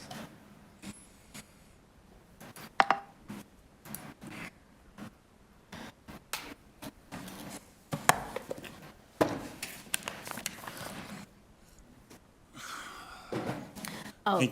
Thank you, committee. Thank you, Madam Chair. Thank you, everybody. Madam Chair, I hope I'm given a couple more minutes because there's a lot to unpack there. I first want to address the idea of the neighborhood consultation. I passed out the letters. I had one individual who contacted me. That was Mr. Aldridge. I followed up with Mr. Aldridge numerous times, of which he said he would be the point person to organize with the neighborhood. I was the one consistently following up with him. Okay. And I don't even think he would argue with that. So I think that's a very disingenuous comment, and I really didn't like that. I'd also like to speak to a couple of other things. There is no recommendation from forestry to refuse this application. They are just the standard conditions. Those trees in question that they spoke of are boulevard trees. They are not private trees. If the city were to deem them, there would be substantial root damage through the root inspection. They are in their right to not permit that, which would negate those driveways, which would not negate the project because parking is not required anymore, as we've heard in the previous application on Concord. So in terms of the tree, there's 2 arborist reports submitted. The city has obviously visited the property. They've reviewed the plans. I rely on those professionals to provide their opinion. I also want to note that there is no planning report based upon the previous application or the application that is here before you today. I also want to note that there's no landscaping variances in the front yard, even with the proposed integral garage, which I will speak of that I am also very familiar with. And I thank Mr. Keavy for his frankness when going over the requirements of how you can have an integral garage in the Davisville Village, because there are parameters that will permit you to have it. If we go to my support material, I did submit a couple of pictures of dwellings on this side of Oswald that have integral garages, very similar to what we are proposing. Regardless of the integral garage, that number of steps will be provided to get to the dwelling. Mm-hmm. From the average grade to the finished first floor is 1 meter. Mm-hmm. So again, I thank Mr. Keavy for his frankness. The other aspect of the Davisville Village bylaw that relates to one of the parameters for them to be accepted is where that deck sits in the rear yard. One of the other issues they have in the report is when those decks are pushed up, the privacy and overlook that happens from the integral garage with the floor being built half above it, where you lead to that elevated first floor and that overlook and privacy issue. In this instance, because of that 10-foot change in grade from the front to the rear, we don't have that. Again, we are 1 step out from there. Going back to, sorry, if we could just go into my pictures, I would just like to show those dwellings that do exist the other way, sorry, onto the bottom, towards the bottom. Yeah, they're near the bottom. There's 2, these are both to the north. There's one there. That is the first street. That is the first dwelling that is there. Again, you see the integral garage with the stairs. Continuing down, we do see a newer dwelling on Oswald right there with that integral garage, with the dwelling pushed behind it, with that same number of steps. Again, regardless of the integral garage, that would be there. I also wanted to address Mr. Keevy's point of the 7.6 meter entrance on the lot frontage. He's 100% correct. But because the Davisville bylaw is an exception, those exceptions generally overrule the standard provisions of the zoning bylaw. So the exception, if that were to be approved, would override generally the provisions of the zoning bylaw. That's why the exceptions are there. And that's frankly why I don't want to go on into something else, because I have a lot to get to. The next I want to speak about is this idea of it being a fake two-family or secondary suite, however they were calling it. The first proposal was submitted the same as the second one. There was no change. The variances were missed. So in terms of these new Ontario regulations, as well as the new zoning bylaw amendments that eliminate FSI from 2 to 4 units, that allow the depth to go to 9 meters, that permit increases in height and things like that, that was always the case with this application. It never changed. I also just want to address the OPA 649, which leads to our SAS policies 826 that deal with multiplexes. We're in a little bit of a different paradigm with this application because we also have a consent application associated with it. So generally a multiplex would, yes, be subject to the SAS policies of 826 and not the official plan policies of 4.1 in the neighborhood sections. But because we have, and I'm speaking as fast as I can, and because we have a consent associated with this, I did review some of the policies of 4.1 that dealt with massing and dealt with frontage because I thought that was appropriate. Mr. Keevy brought up the SAS policies that speak to the entrances fronting the street.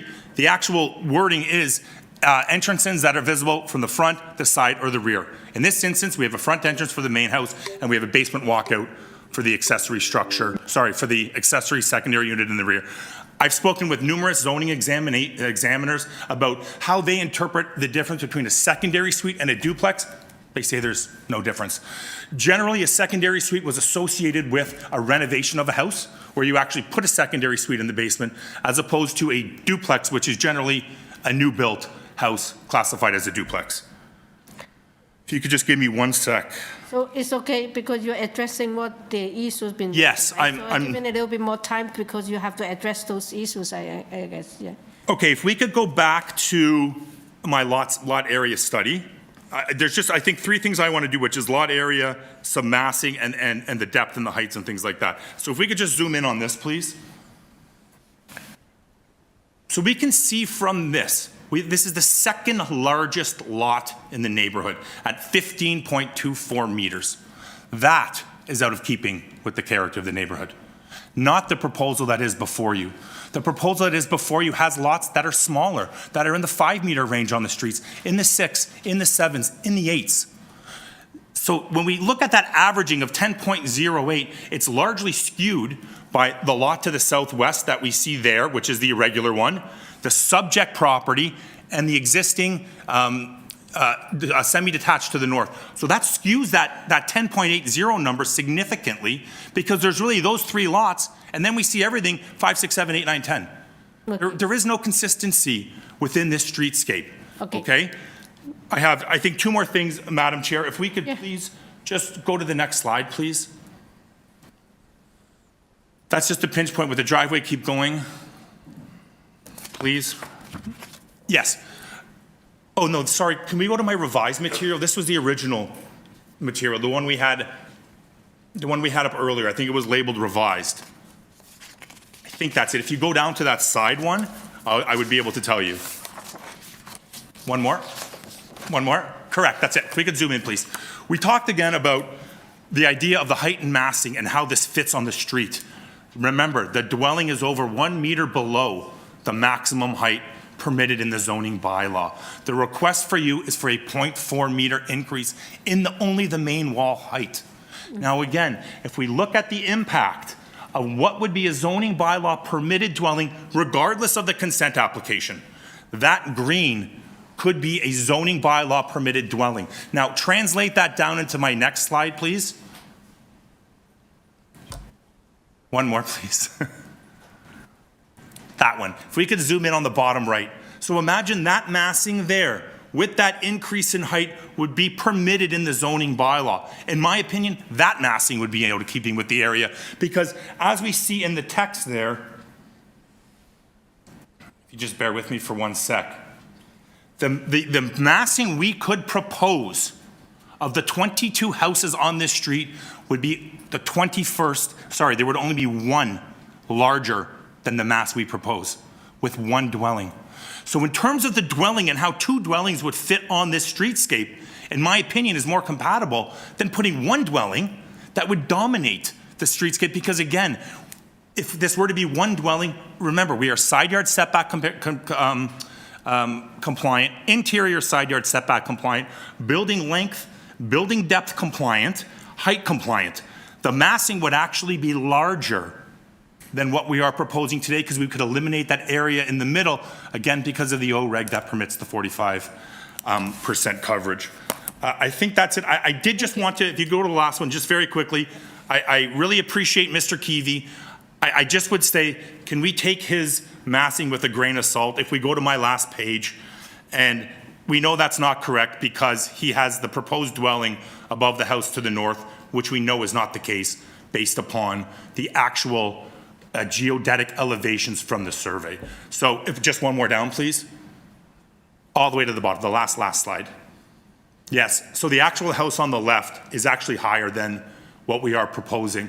So please just take again this with somewhat of a grain of salt, as this is not correct. That's very clear. Thank you, sorry. That's very good. Wow, you did it in record time.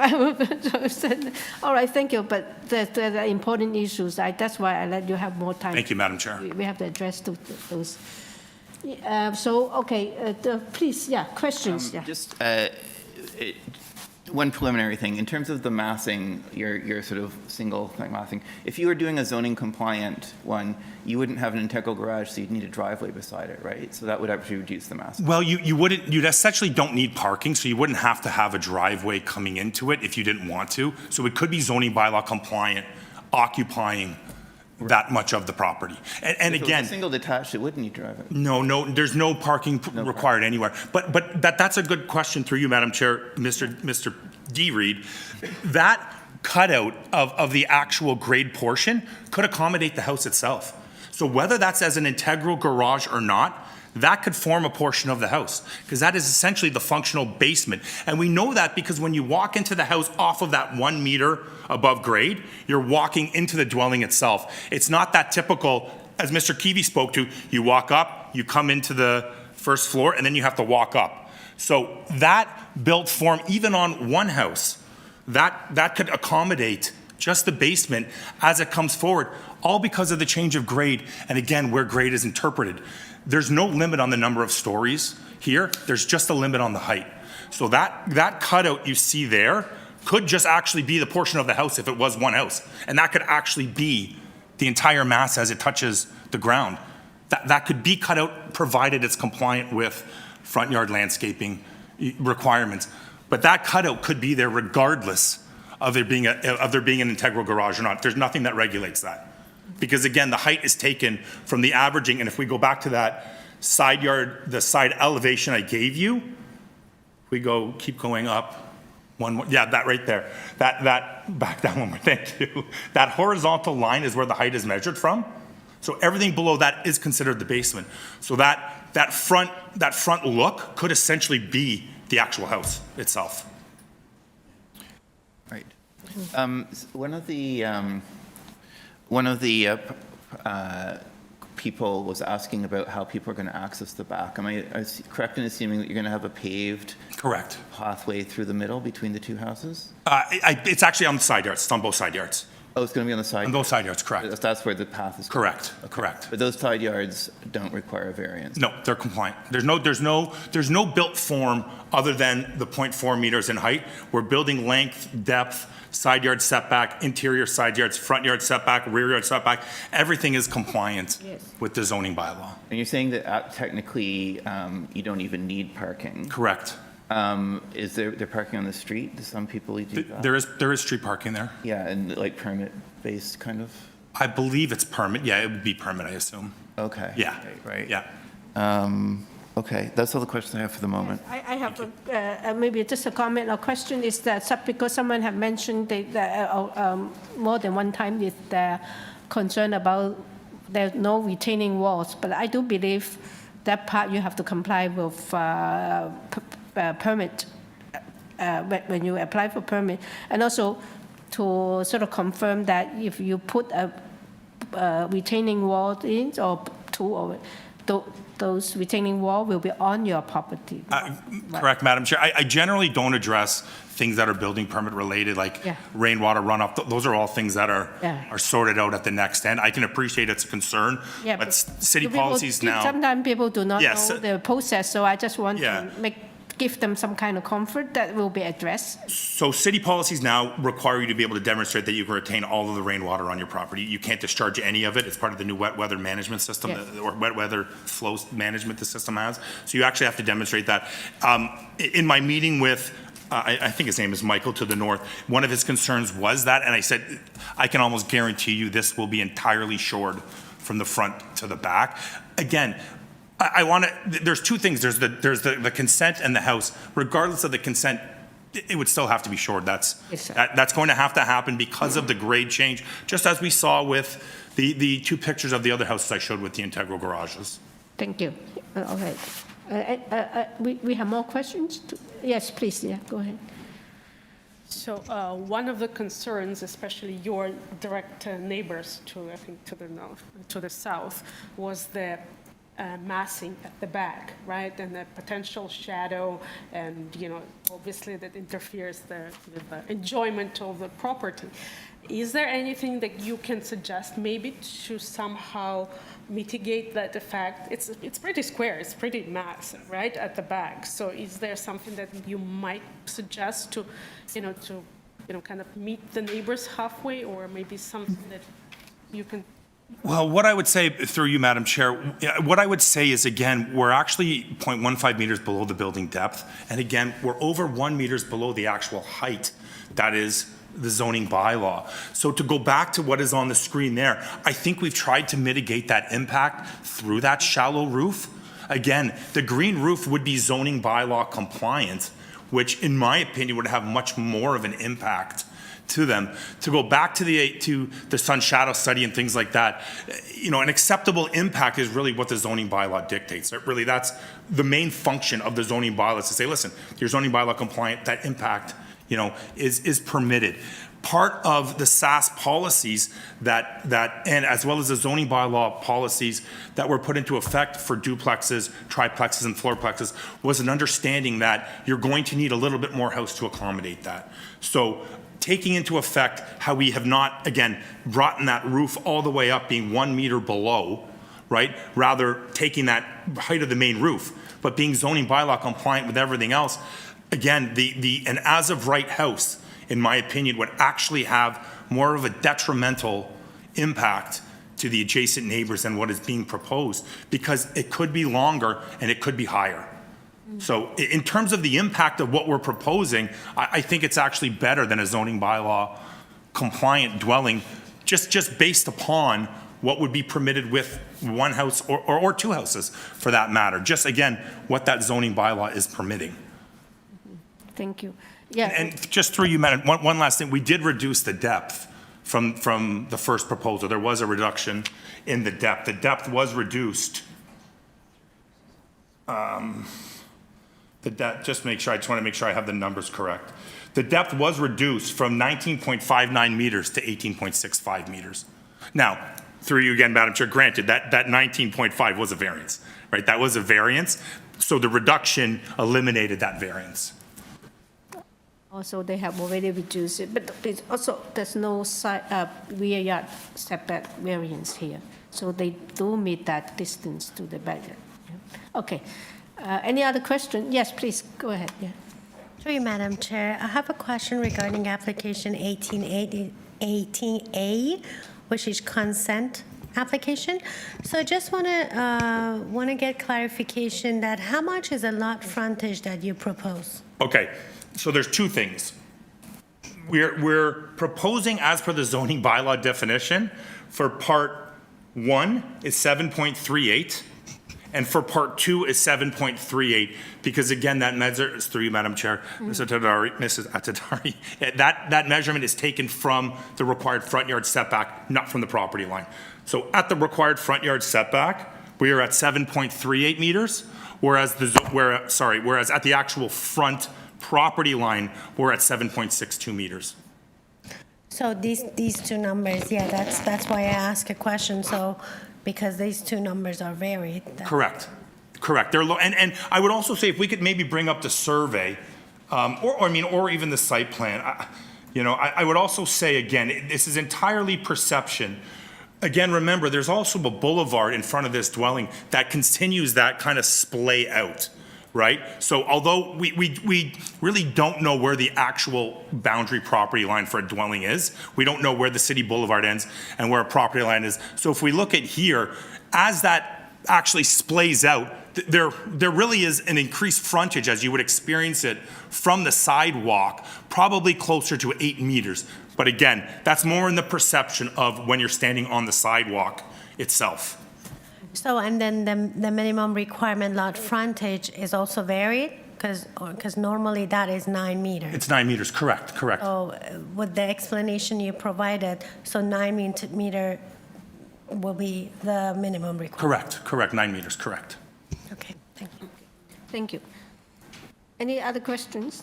Okay, so thank you very much for all this explanation. We are now in committee. Okay.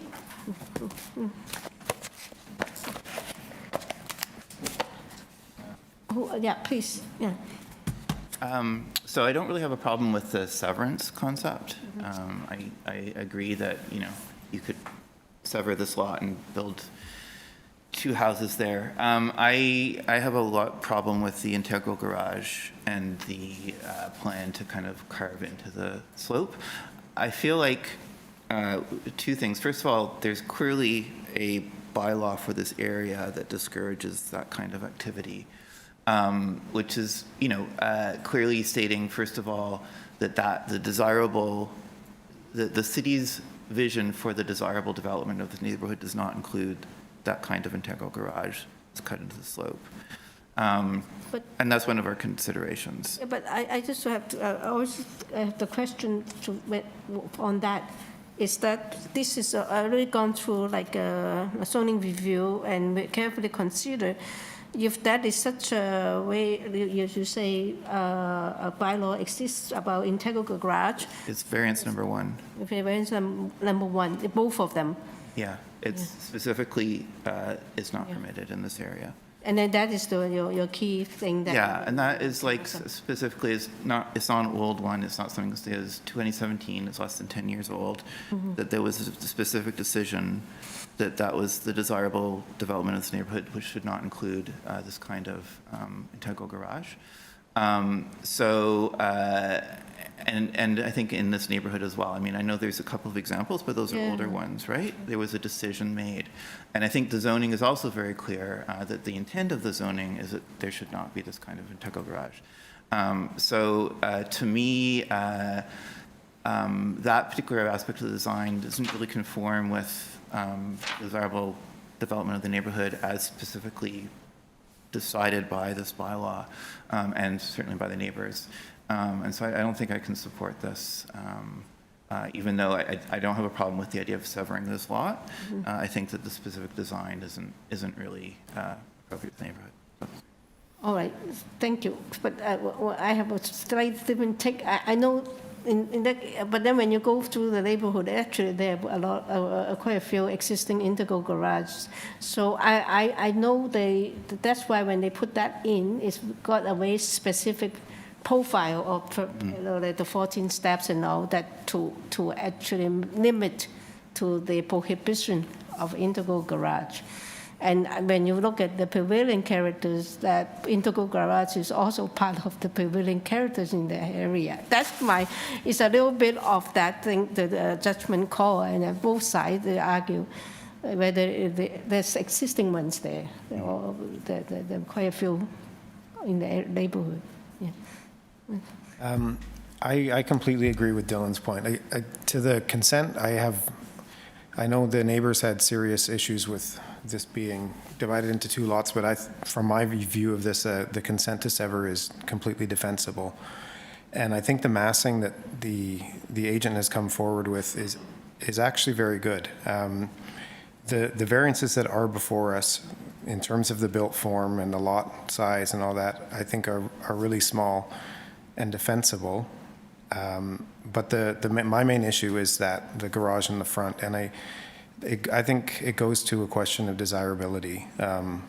I think the nature of the neighborhood would change if this were to happen throughout or on a slightly more common kind of level of occurrence, and not in a good way, right? It would be removing a lot of green and the kind of nature of the landscape that as it exists on that side of Oswald, and I think that's something that's worth protecting. And then the tree is another significant issue which we could have dealt with a condition, but I think that tree is a significant concern. But I think just for going ahead, like something is probably going to happen on this site, and it might be bigger than what's being proposed right now, and it might have 4 units in it, and it might be compliant. And even I understand that the neighbors, this looks very big when it's sketched up, and it's a large unit, but I think that's the difference between what we're used to and what's allowed as of right? That what's being proposed I don't think is unreasonable, except for the integral garage, which has a very specific bylaw to it, and I agree. I think that I have a problem with that. Will that be, just a suggestion, it's not like if you approve the severance and the variances except number one, will that change the whole thing for the applicant, I guess? I think it's better to come back in 1 unit. You mean to defer it? Not defer it, no. I think, I wouldn't be comfortable just approving the consent. Oh, I see. Okay, you will not support Not the the application as it is. Yeah, okay.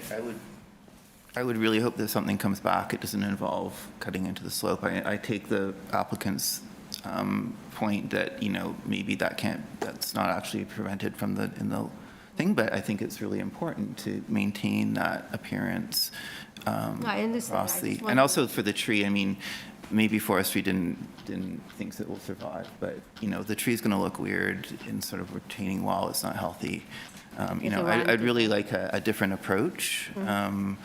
Whatever the owner decides, but a real approach that really fits into the neighborhood better.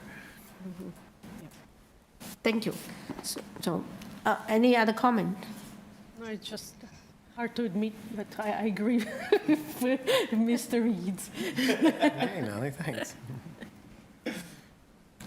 All right. So yeah. To you, Madam Chair, my concern is the proposed lot frontage. I believe that's 7.62 and the other way, like 7.38 meter, whichever way you want to say it. It's not minor when the minimum requirement is 9 meter. Okay, thank you. Yes. Severance. It's not like we have a motion on the floor, yeah? Yeah. You go ahead, Dylan. I make a motion to refuse the application for the reasons cited. Okay.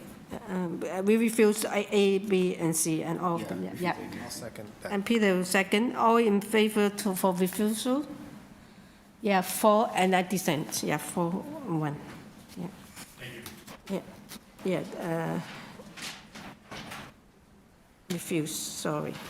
You dissented him? I dissent. Thank you. Yeah. Okay. Sorry, through you, Madam Chair. I'm wondering if we can just do something out of the ordinary, but only because the agent has a medical appointment at a hospital. So I just want to ensure that they have enough time to get to that appointment. It's for item number 21. 21. Okay. I know it's part of the 3:30, and we are at 4:04 right now. Yes. So we're past that 3:30, but perhaps maybe there are no registered speakers for this item. If we could deal with this one at this time. Okay. Do we need any break, or just deal with it and then let him go? Yeah. Okay, it's better. Yeah. All right. So item number 21. Let me get this.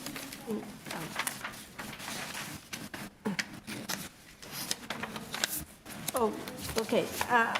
Item number 21 is 3540 Gate. And the purpose is to alter the existing one-story. Sorry, through you, Madam Chair, can I just ask those individuals to please speak outside of the committee room? Thank you. Okay. Okay, this is to alter the existing one-story detached dwelling by constructing the covered front porch with stair. And they are looking for just 2 variances. And we received a minute from the February 19th public hearing. And also we have received a plan of a survey, site plan, floor plans, and elevations. And that's all we have received. And through you, Madam Chair, we do have the agent online, no registered speakers for this item. Okay. Hello. Good day, Chairman, committee members, and staff. For the record, my name is Peter Vazikas of Empire Design Company, representing the owners of 35 Four Oaks Gate for the application before us today. I want to thank you, first of all, for allowing me to speak prior to the others. It means a lot to me. Yes. It seems that, After your- sorry, before you, I think that it's a quite straightforward application. I just see whether we even require presentation from you. No. Okay. Do you have any questions? We have some question here. Yeah. Go ahead. Sure. Just a quick question about the side yard setback. Are you reconstructing the porch, right? It doesn't mean that you extending the, towards the, which were the west lot line? Is it? Well, we're not extending towards the side yards. We're just extending forward from the original setback that's already there. Okay. We're in line with the building. Okay, but your variance is regarding the side setback, right? You are 0.58 meters from the side, as opposed to required 1.2. And the question is it the existing condition? It is an existing condition, yes. Okay, thank you. Yeah, no, any more questions? Okay, now we are in discussion. Thank you. Yeah. Yeah, please, yeah. Thanks, Chair. Yeah, I think this is very straightforward. It's just a reconstruction of a small front porch, and it's in line with the existing main sidewall of the building. And I can see it's not high. I can see no negative impact of approving it. The variances are small, so I move approval with no condition. Okay, Ms. West, yeah, Ms. West, second. All in favor with no conditions. Unanimously approved. Thank you very much. Yeah. Thank you, Madam. Okay. Thank you, Madam Chair. So we can go back to item number 19 now. 19 or 20? Oh, sorry. 19. It was 19. Oh, yes, yes, Yeah, yes, maybe 19. a short break? So we have a little 5-minute break? Yeah, that'd be great. Thank you. 5 minutes? Sure. Oh, yeah. I need to go too. You can turn off your videos and microphones.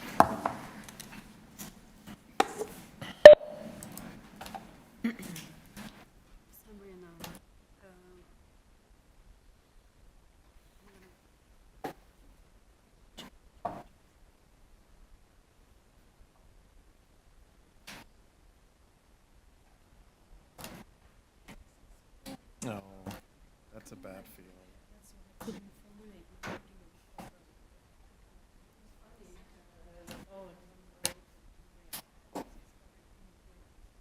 Do you get headaches often? No. It's hard, when one comes, it really impacts what you can do, right?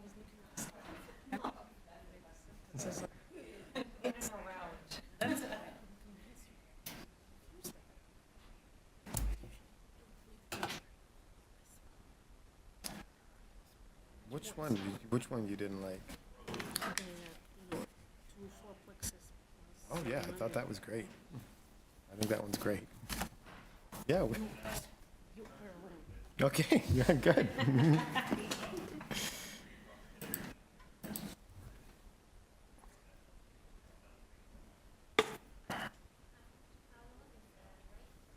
Just 5 minutes. I think so.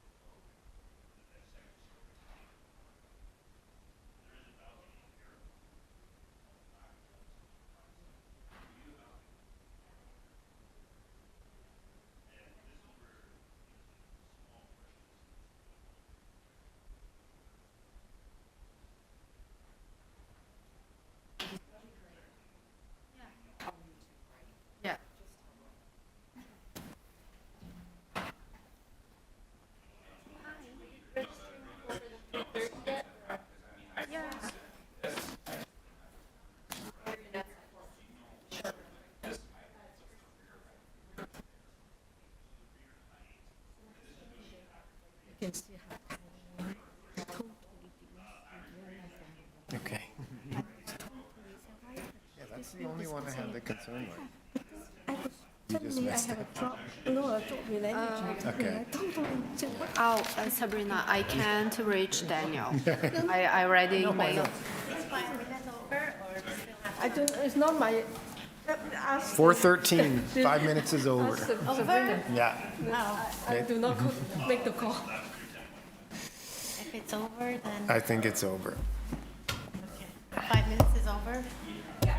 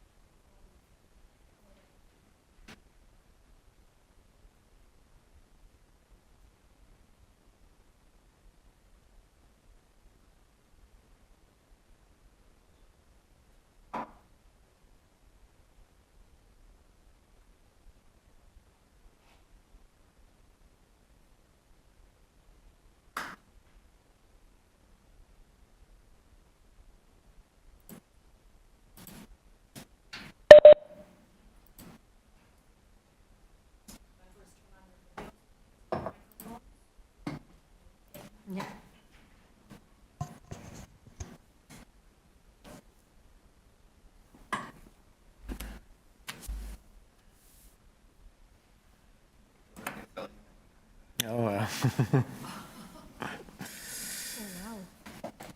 You quick. Okay, we resume. Item number 19 is 438 Arlington Avenue. The purpose for this application is to construct a new 3-story detached dwelling, which is a duplex, and with a covered porch, front porch, and a front basement walkout. And we have a rear basement walkout with a covered patio and a covered rear ground floor deck and a front third floor deck. They're also constructing 2-story auxiliary building with 1-car garage and storage on the first level and a laneway suite on the second level. And the rear yard, in the rear yard of the laneway, there will be a total of 3 residential dwelling on this lot. We received a minute of the last meeting, which is deferred from August 14, 2024, and we have a revised site plan, floor plan elevations, cover letter from agent, and we received comment from Urban Forestry. We have quite a few number of oppositions is from Arlington Street, Washington Street, and 2 forms of opposition also for 27 Arlington Street and Washington Street, and that's it. Through you, Madam Chair, we do have the agent here in person, and we have a couple of registered speakers in opposition. Okay, there we go. You do have some opposition, so please introduce yourself and give us a 5 minutes presentation. Yes, Madam Chair, members of the committee, Dan Barry, agent on the application, 35 McDonald Street, Alliston. Yeah. Is your mic on? It is on. Okay, thank you. I'll speak up. So yes, we were back before you today from a deferred application last year in August to reconsider and make some revisions to this project, which is now before you, where the owners are now proposing to construct a 3-story single detached dwelling with a basement apartment, detached garage with a laneway suite, and that is triggering ourselves 5 variances for this development.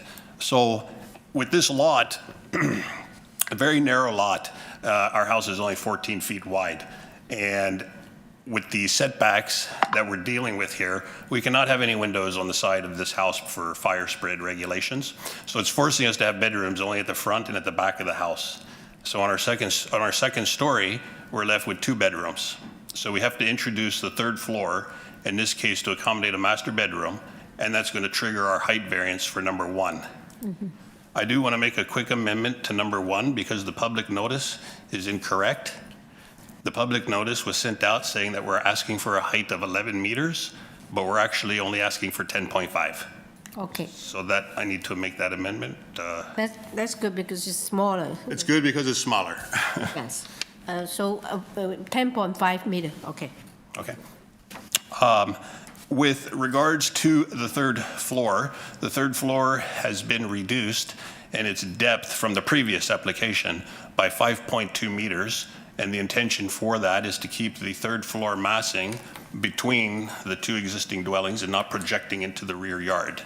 The other kind of concept for our height is it was decided to build the new dwelling on the existing foundation walls to eliminate excavation because of the proximity of these buildings. Less excavation, the better. But the existing basement is 6'2" in its ceiling height. And therefore, we got to build up the top of the foundation wall to get to code today for the new basement level. And that's also kind of pushing our building up a little bit higher, which is adding to that height increase. With variance number 2, we're seeking a front yard setback of 4.12. I'd like to point out that when you're looking at the site plan there, it's the south end of the building that's just getting pinched a little bit on the 2nd-story cantilever because of the radius of the street and the front yard property. Very minor front yard setback. The rest of the building does comply with the 4.3 or greater. Our variance number 3, this is an existing condition. This existing legal non-conforming. It's the existing setbacks that are on the property, and we're just looking to have those kind of legalized through the development process now. Item number 4, landscape front yard. Again, this is a legal non-conforming existing condition. The current landscape at the front yard is 6.67 square meters. We're going to be increasing that to 11.25, so it's getting a little better, but it's still short of the bylaw, and therefore being sought to be brought into compliance. Item number 5 is the setback from the main dwelling to the detached garage in the rear. And again, this is an existing non-complying condition. The current dimension is 8.77. The new development will be increasing that to 10 meters, but still a little shy of the requirement today, and so that's getting kind of captured in again. So we're asking for 2 new variances to construct this development and kind of grandfathering in three existing conditions while enhancing 2 of those existing conditions.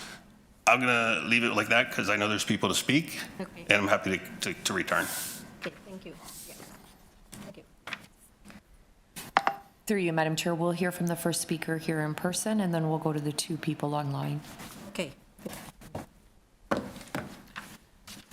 Good afternoon, Madam Chair, members of the committee. My name is Mark O'Nally. I'm the neighbor to the immediate north of this property at 440 Arlington Avenue. Okay.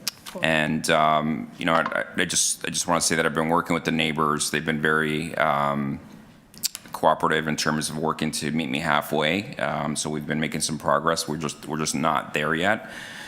So my biggest concerns are point 1 in terms of the permitted height. As a matter of reference, my height on my house, which is a 2-story home, is 6.7 meters.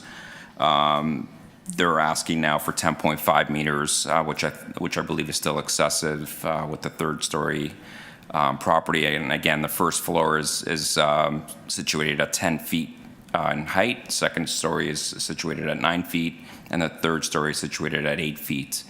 I think even 10 feet is excessive. My current first floor is at 9, and the subsequent floor is 8 feet. So I think there's room that they could potentially lower the overall height of the building. Point 2, with regards to the side yard setbacks, we're currently at 0.04. They're basically, their property line is in line with the wall of their property. So there's roughly between the houses today, there's less than 27 inches, which is already severely constrained. And my concern is even with the construction, that may impact me. So, I believe the setback is 1.2 meters. Again, I understand the constraints of that property being at 17 feet.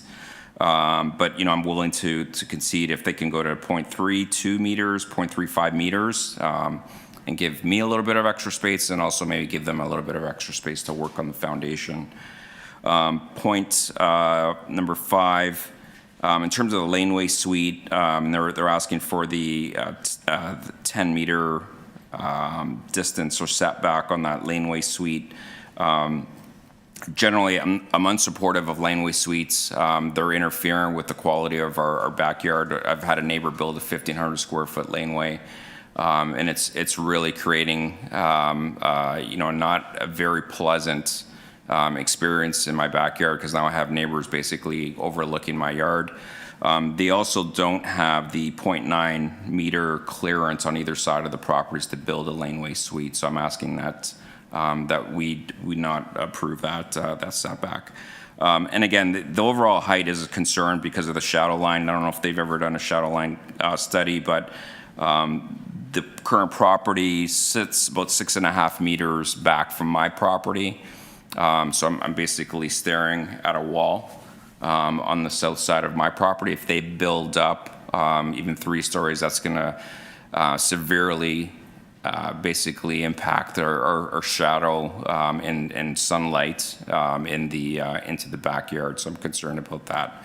But again, we're not here to really kind of impede construction or try to impede growth in the area. But we're just trying to meet a happy medium and maintain some level of enjoyment in our property that we've lived there for over 30 years.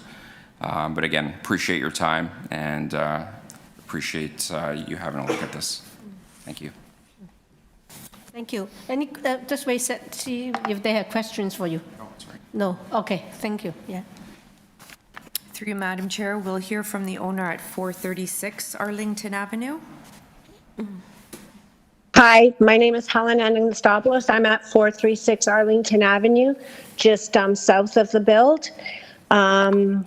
I unlike Mr. Nally, was not consulted by the owners whatsoever. My first hearing about this build was through the letter that I got from the city. My home is directly beside the property. I respect the owner's decision to renovate, but it's important to respect the bylaws. I'm here today to strongly oppose the approval of this development due to significant privacy violations, encroachment issues, and disregard for the neighborhood.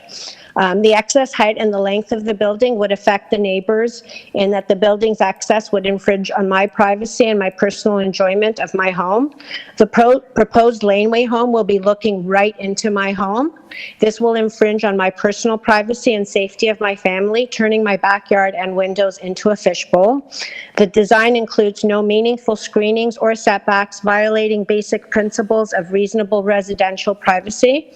If approved, I will be staring at a massive wall, and the deck will overlook my entire backyard, and the coach house will take away my privacy in my home, especially how close these homes are. The existing garage already infringes on my property line. It's actually on my property, yet the city's considering to further inappropriate development of this property. How can new construction be approved when the current structure violates property rights? I demand a survey verification before any decisions are made. The scale and placement of this building contradicts the city's own guidelines on setbacks, shadow impact, and laneway home visibility. I'm curious what oversights there will be. How has this coach house plan not been denied when the only stipulation for this is that there is a 3-foot access from the front to the rear of the property and there's no such access point? This property is already in violation of the hard and soft scaping ratio requirement by the city, even without the changes this plan proposes. In light of the recent flooding in the area, I'm not sure why this is even a point of discussion. Deny these variances unless privacy screens, reduced height, or redesigns are implemented. Require a proper land survey to address the garage encroachment, and enforce existing zoning laws. Do not reward reckless design. And this isn't just about me, it's about whether our city will protect the residents. I've lived here for 20 years instead of just rubber stamping every developer's wish. I reject this application. Okay, any question to this? I do have one question. You have mentioned that there should be some privacy screen. Do you know what the location you're talking about, where they should have privacy screen? Well, the laneway house, when that second floor is built, it's going to be looking right into my house. And the houses the lots are very small. From the window. The windows. Okay, so, yeah. And into my backyard. Okay, I just thought maybe, sometimes we talk about private screen usually is from a deck. That's why I was trying to look in what you say. Okay, thank you. Yeah. So the next speaker then, yeah. Through you, Madam Chair, we'll hear from the owner at 195 Winnett Avenue.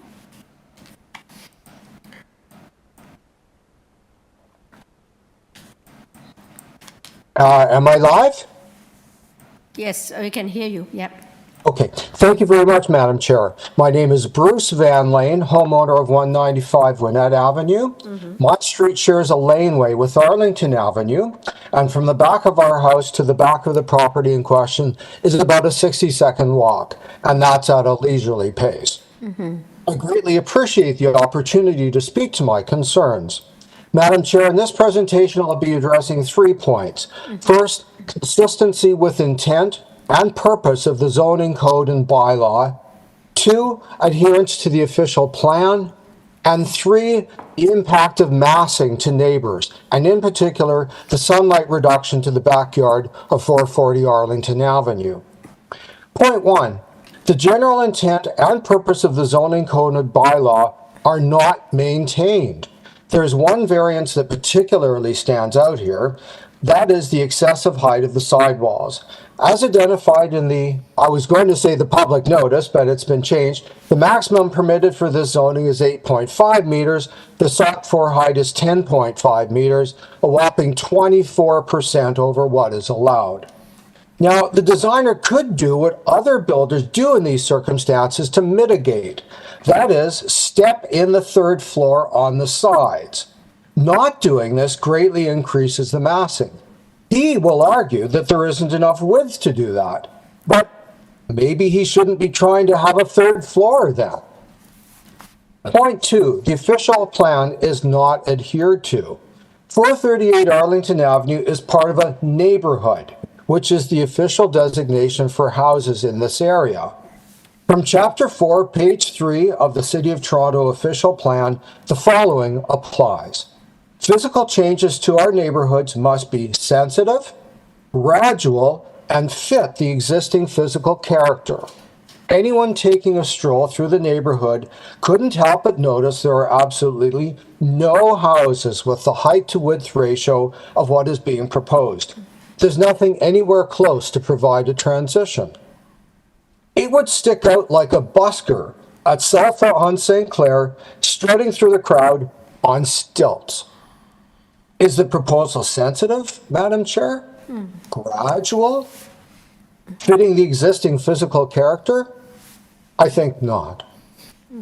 Point 3, the impact of massing and reduction of sunlight to the backyard of 440 Arlington and the potential precedent. The owners of 440 Arlington have addressed this point quite thoroughly. If this proposal were to be approved, there's also the potential precedent to consider for numerous houses in the area. For example, there are 4 similar narrow lots on Winnett, also with the same east-west orientation, and all with their original bungalows.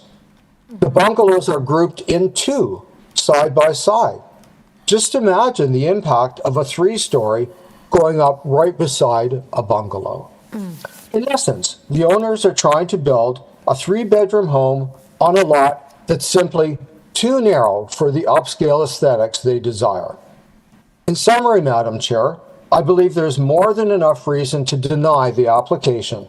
I maintain it's not consistent with the zoning code and bylaw, It doesn't adhere to the official plan, and it has severe impact on immediate neighbors, both north and south. Let me close with a suitable analogy, Madam Chair. Although it's not very spring-like today, the signs of spring are all through the city. Crocuses are blooming. Robins are pecking about in the grass. Soon we'll be hearing the chimes of ice cream trucks. Now, not too far from this neighborhood is a very popular ice cream store, Dutch Dreams. The line will stretch around the corner. Now, we all like to pile as much ice cream up as we can on our cones. But sometimes you can see someone emerging that just got a little bit too ambitious. And as they're strolling away, that third scoop, perched on a 2-scoop cone, well, it just topples over and lands on a friend's shoes. Madam Chair, the lot in question is a 2-scooper. The owners should buy a bigger cone if they want 3 scoops. Thank you. Yes. All right. So any question to this speaker? Thank you. Through you, Madam Chair, we can go back to the agent. Yes. Yes, thank you, Madam Chair, members of the committee. Okay, I will speak to those concerns here quickly for you, and let's start with the laneway. Our laneway garage with the laneway suite is zoning compliant. That actually has a zoning certificate already for compliance, so that's not really here being heard today. However, for the concerns, when we're looking at the plans of that building, the only window facing into the rear yard is a small window that's in the bathroom. So this is not going to be a scenario of people standing in their family room just kind of staring out over the backyards, all right? That'll just be a small window with a bathroom use. So I don't think there's an overlook issue there. There is no balcony on the laneway suite. With regards to the house itself, the back wall of the proposed house is projecting 1.4 meters beyond the back wall of the northern neighbor, okay? And that's only a 2-story projection. The 3rd story will not be visible from that side. There's already a 1-story projection beyond that at 1.4. I don't think an additional 2nd story that is in height compliance is going to cause too much impeded impact in regards to that. There is a balcony located on the 3rd floor of our proposed structure that is really there for fire egress purposes. This is coming off of the master bedroom again. That, despite what a lot of owners think, there's not going to be a lot of socializing and gatherings on that balcony, but there will be privacy screenings of 6 feet high on either side. With regards to the neighbor on our north, behind me here, he, I feel, is the greatest impacted by this because he has the most exposure of the side walls in his backyard, as the building goes back 6.5 meters beyond his rear wall. Again, that building is going no further than the existing building, and it will be 2 stories now instead of 1. It will be 0.5 meters lower than what a 2-story would be allowed to be.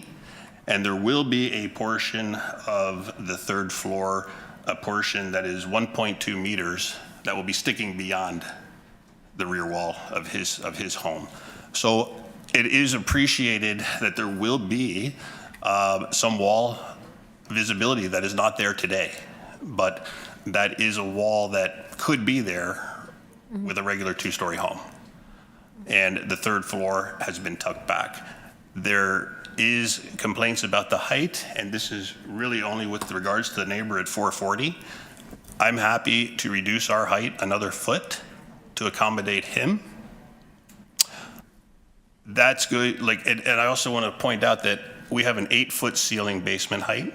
We have a 10-foot main floor, 8-foot 2nd floor, 8-foot 3rd floor. So I would be happy to take our main floor to 9 feet and reduce our overall height to 10.2. That's with talking with the neighbor here today to help eliminate his concerns and meet him a little bit more halfway.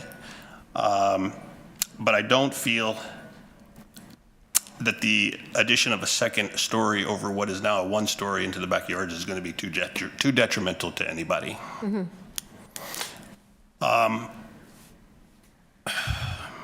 Will this building be higher from the street? Absolutely. It's 3 stories, going next to 2 stories. So yes, it is going to be a bit higher than the neighboring dwellings. I'm going to take a educated guess of about 8 feet higher. Okay, and that is for the reasons already mentioned as to why we need that third story on this particular lot and in this particular unit. I'm happy to leave it here and answer any questions that you may have. Oh, yeah, please. Yeah, go ahead. Yeah. In terms of the neighbor's privacy concerns from the laneway suite, you pointed out that it's a bathroom. I'm wondering if you'd be okay with a condition that the bathroom window be frosted. Absolutely. Okay, thank you. Okay, any other, please go ahead. Yes, through you, Madam Chair. So the 1 feet, which is like 0.3 meter that you propose to reduce, is it regarding the variance number 1 or overall height? That would be variance number 1, which is overall height. The variance is not about the height of side exterior main wall? It is, and because it's a flat roof, Okay, so. yes. So then, so you will modify it to to be read at 10.2 meter right now? 10.2 meters is what we would revise that to right now. Yeah. Not 10.5? Correct. Okay. Okay, maybe we can discuss that too. Any other questions? Yeah, please. Just one. We see a lot of applications for laneway suites, and it's maybe the first time I've seen the wall separation distance, the 11 meters versus 10 meters. Because usually we have, what comes up is the 7.5 meter separation. Can you speak to what that variance is? I mean, I see what it says, but I don't know. I'm just wondering why I've never Yeah, we're not used to, usually 7.5 from the main house, of the main wall of the main house, yeah. Right, and for this area, it's 11 meters. Maybe the lots are smaller or narrower. Yeah. That's right. That's from the back wall of the main house to the back wall of the garage. That separation is 11 meters in this zone area. Oh, okay. That's a surprise. Regarding the laneway suite also, people had mentioned that you don't have the 9.9 meter access. Are you planning to get that via the laneway, or what's your plan for that? That's right. It's been deemed that it's not required here. Because you have the fire access. Is it through the laneway? Is that it? Yes. Okay. Because that was something that we were trying to achieve through our first round, okay, where we were allowing that access through the side yard. But that was taken away, and it wasn't required here because of the laneway. And like I say, that laneway that design currently has zoning compliance, zoning certificate from the city. Okay, and thanks. And one last question was, I think the neighbor to the south had several privacy concerns, but I think one might have been your rear deck, the ground floor deck. Do you see overlook concerns with both your neighbor, either to the north or the south there? And would that rear deck maybe warrant some privacy screening? Well, we'd be happy to put privacy screening on it. The rear deck is going to be elevated a bit, right? I'm sorry? It's elevated a bit. It's elevated about 4.5 to 4'8". So, yeah, you could probably stand on there and I could probably look over a fence, right, in all honesty. I'd be happy to put privacy screening on it or lower the deck, meaning I could have the deck, 2 risers lower, for example. I think this privacy screening is the best. Yeah. Right? But that scenario would be no different than the current scenario today. Right. Okay. Actually, that would mean, if you put privacy screening on the lower deck, the neighbors will be staring at that more, Yeah, well, that's what I'm trying to, because privacy screen can either be positive or it can actually be sometimes detrimental to the neighbors, right? Or to the actual homeowner too. So I'm just wondering, in your opinion, if you think it would be a positive thing, or maybe just something that would get addressed at the time.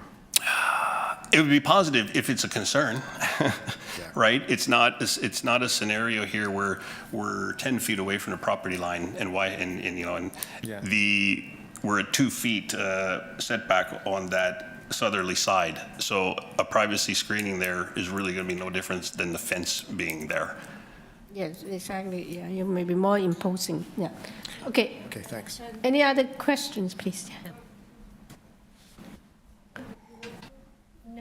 No other question. Do you have questions? Yeah.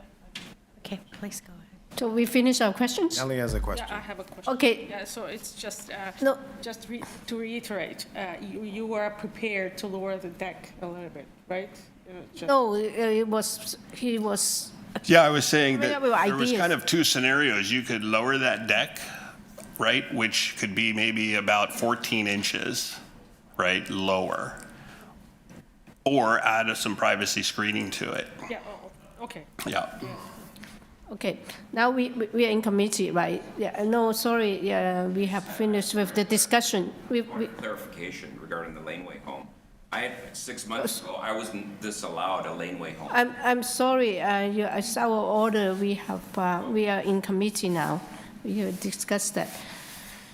Yeah, okay, we are in discussion. The mention of sort of lower the overall height by a foot, I just have a different take. I don't think that will make that much of difference. You know why? Because the first floor, if you notice the proposed, is actually set back quite far, and the bulk of the height is actually more in line with the both property. Especially the property on the north, it sticks out maybe about a foot at that point. So even if you lower the overall building by 1 foot, I do not see any kind of major difference in terms of the massing. That's why I don't suggest that to make the changes right now. That's what I'm trying to do. Yeah, I agree. I don't think it'll make a marginal difference, but I think it's a gesture of goodwill from the applicant to. Oh, I thought the goodwill already made because they're from 11 to 10.5. But that's my question, because I think that is also mentioned, they are building the house that they like. Is there another extra foot of at the main level, kind of what they want? I don't know. I don't know whether it's material make any difference. That's I think the applicant made the change, though. Yeah. Right? Oh, they want? Yes. Okay. Yeah. Okay. All right. I try. All right, so any other comments? So we're going to confirm that you're going to revise your variance number 1 to 10.2 meter. Correct. Yes, okay. Is then, You're back into committee now? yeah, but we have to make that revision. Yeah. Yeah, we did. Okay. You had some comments, did you? No, I just think that just my comment was because of the privacy concerns and such a like overshadowing it. Like it's a long building, especially compared to the the neighbor to the north, I guess. So any gesture of goodwill, I think, would be like in my eyes, it's welcome to kind of mitigate those concerns, right? And especially if it doesn't like impose on the owners, it doesn't interfere with their lifestyle, right? So, and my question is, if like we don't have the deck height is not a variance, but there as a like kind offer from from the agent, how do we document that? Yeah, I think we'd have to get the dimension of the revised deck, which I'm looking at the plans and it's not clear.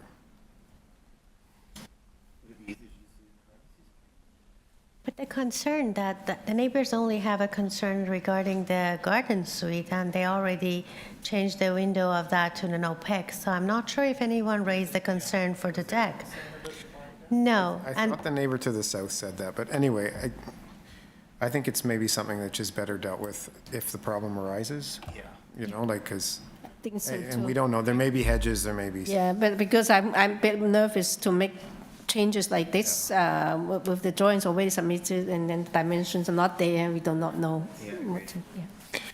Okay, If I could just make a couple comments on this application? please. Yeah, I commend the agent and particularly the neighbor to the north for having civil discussions and making some changes that are, I think, improve, especially from last go around. They've improved the quality of this application and lessened its impacts.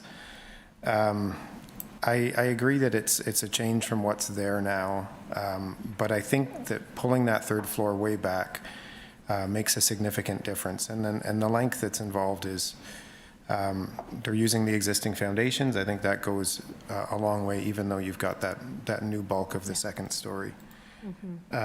And I know, and the neighbor was mentioning questions about the laneway suite and access, and I mean, that's something that's not in our purview. It's something that at the permitting stage, it'll either get accepted or denied if it has that, if it has the access that the fire department warrants. So that's, even if we approve it here, it'll have to get that approval further on. But I think this is a good application. I think it's the changes that have been made are meaningful. I just wanted to add, I agree with my colleague. It's a really narrow lot. There's a real limit to what can be done, and I think it's a very reasonable, especially with pulling in that third floor, I think that really helps in terms of the impact on the neighbors. But I think it's very reasonable to have a third floor there. There's third floors in a lot of the city. It's needs a little bit of a height variance, but not really that much. And given how small and narrow the lot is, I think it's kind of necessary. And I think it's a creative way of getting a couple more possibly rental units into the space, which of course is something that the city is looking for as well.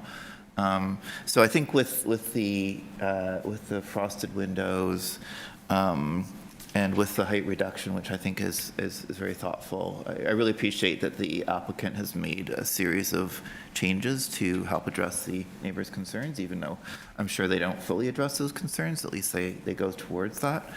I think that,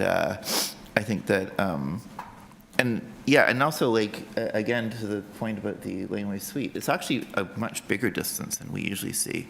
I think that's great, and I think that'll also help alleviate some of the privacy concerns. We usually see, as we pointed out, 7.5 meters. Apparently, this is a different zoning area, but this is a really quite a large distance to the laneway suite, and the bulk of the size of the laneway suite, it's taller, but it's also a little takes up less space than the former garage, which I think is also an improvement. So I think this is overall a thoughtful and a proposal that's been adapted to try to address some of the neighbors' concerns. So I think it's supportable. Okay. Just was thinking, because it's not like exactly in our purview, but because of the willingness the agent demonstrated, maybe, the rear deck, 14 inches, but actually we don't need to mention it, but we can, suggest that they, the neighbor to the north and the agent can figure it out. They talk about, the privacy measures they can take that would kind of mitigate some of the concerns, right? So just. Is it for the record? Right. You mean? Just as a comment, or maybe we can ask our Deputy Secretary, Treasurer. They are thinking. Mr. Wilbert suggesting maybe just put a comment that the neighbor to the north to work out the privacies. Yeah. To work out the privacy. Oh, it's to the south. To the south? I think so. Anyway, but maybe she didn't mention it. Neighbors, yeah. Neighbors. Would that be Through you, something? Madam Chair. I mean, we can put it for the record in the minutes. Yeah, that's it. You Yeah, strongly encourage the neighbors to continue discussions about any privacy issues, but that's it. Yeah, that sounds good. That instead of, very specific, we do not know the specific. Okay, thank you. This sounds like we have a motion. We have some. Sure, can I bring forward? Oh, Ms. West, No, you it's had okay, Peter, go. No, go ahead, No, Ms. please. Ella. Okay, thanks. I'll bring forward a motion to approve the application as amended. That's with the kind of double amendment of the height to 10.2 meters, with the condition that the second floor bathroom window on the laneway suite be constructed with frosted glass and subject to the urban forestry condition. Number 3. And additionally with a note, just for the record, as we just spoke of. I'll second. Okay, Ms. West, second. All in favor of the condition and amended agenda? All, unanimously approved with those conditions. And thank you for coming. Thank you for making the concessions. Thank you. Thank you, Madam Chair and members. All right. Okay, we are going back to item number 20 is 646 and 648 Dufferin Street. This is to purpose is to alter the development standards from the site-specific bylaw for an 8-story apartment building by increasing the permitted height and the gross floor area, and to reduce the portion of the rear building setback and the number of parking spaces on site. And there will be a total of 168 residential units on this lot. They are seeking 5 variances. And on this, we also receive a copy of the minutes of last meeting being deferred January 8th, and a copy of the revised site plan. We have a survey, but a revised site plan, floor plans, elevations, cover letter from the agent, and also we have parking justification letter from consultant engineer, and presentation material from the agent, revised diagram 3, and we have comment from transportation department review, and a staff report from community planning. We have received a letter from the councillor Bravo, and we have support from 1484 and 1486 Dundas West. And we have also an opposition from 1514 Dundas West. Yeah. Through you, Madam Chair, we do have the agent here in person, no registered speakers for this item. Okay, thank you. Yes, we have yeah, please. Good afternoon, Madam Chair, members of the committee. My name is David Morris. My address is 3 Church Street, Suite 200. Okay. So do we have no speakers want to speak, but then maybe, let's see, do we need? Yeah, the brief presentation, we would like to have a brief presentation. And maybe you can also briefly address the opposition after. Yeah, okay. Is your mic on? Okay. It's a bit soft. Oh, there we go. Okay. Okay, so by way of background, in November of 2021, City Council adopted a site-specific bylaw for an 8-story mid-rise building that is the mid-rise guidelines compliant proposal. As part of the approval, a voluntary contribution of $125,000 was provided as part of a Section 37 benefit. A minor variance application was approved in February of 2024 to resolve technical drafting deficiencies in the bylaw, so there was actually no changes at that time. We then came back, we then worked with the councillor's office, planning staff, and transportation staff for the past 8 months or so on a revised design that would reflect the new mid-rise guidelines that the city had adopted in December of last year. As a result, the councillor, planning, and transportation staff have no objections to the proposal and have written staff reports in support of the application. Next slide. So the next slide just shows the location of the site and generally its depth. Next slide. Just wanted to show the land use map. So the site is a designated mixed use area for its entire portion. It's also on a major street, Dufferin. And pursuant to the provincial planning statement, the site forms part of a strategic growth area and directs that these areas focus growth and development in compact built form to achieve the province's objective of building 1.5 million new homes by 2031. So this is an appropriate location for intensification. Next slide. So this next slide is just the zoning map. It's zoned CR with exception 419, which was the previous rezoning application, which allowed an 8-story building with a GFA of 9,450 square meters and a minimum of 40 parking spaces. Very important to note, there is no unit cap in the development. So that'll address some of the concerns from one of the neighbors. Next slide. So with respect to rear yard setbacks, on November 14, 2024, the City of Toronto adopted bylaw 1260-2024 to update the rear yard setback standards for CR zones. And effectively what that did was it required a 7.5 meter setback from the opposite side of a lane, a 6-story rear wall, and then a 2.5 meter step back above that. Next slide. As I mentioned, on December 5, 2024, Planning and Housing Committee adopted an updated version of the mid-rise guidelines, which apply to all mid-rise developments in the City of Toronto. Its purpose is to respond to the city's climate action goals by optimizing building layouts through the elimination of building step-backs at the front and rear of the building, and to unlock additional dwelling units to address the housing crisis. Next slide. So with respect to the street wall, the guidelines recommend 1 pedestrian perception step back above the street wall as opposed to the previous 45-degree angular plane. Next slide. With respect to the rear transition, the guidelines reflect the new bylaw that the city had passed with a 7.5 meter rear yard setback on the opposite side of the lane and 1 step back above the 6th floor. Next slide. So the proposal is comprised still of an 8-story building. It contains 168 dwelling units and a GFA of 11,172 square meters, a total of 30 parking spaces, of which 4 are visitor parking spaces. Next slide. If you go a couple slides down, actually, to the comparison table, here it is. So 5 minor variances are requested to facilitate minor revisions to the approved building on the site, a minor increase in the maximum gross floor area, revisions to the permitted building setbacks, and a reduction in the number of parking spaces. These variances would also facilitate several improvements to the site, including the development of 33 much-needed new homes, simplification of the building envelope, which is in line with the mid-rise guidelines, and a new $22,713 financial contribution to Ward 9 for the purpose of public realm and streetscape improvements. Next slide. So this image just shows the simplification of the step backs, which is in line with the city's mid-rise guidelines. Next slide. This shows the rear step back. I can explain this a little bit further if needed. Next slide.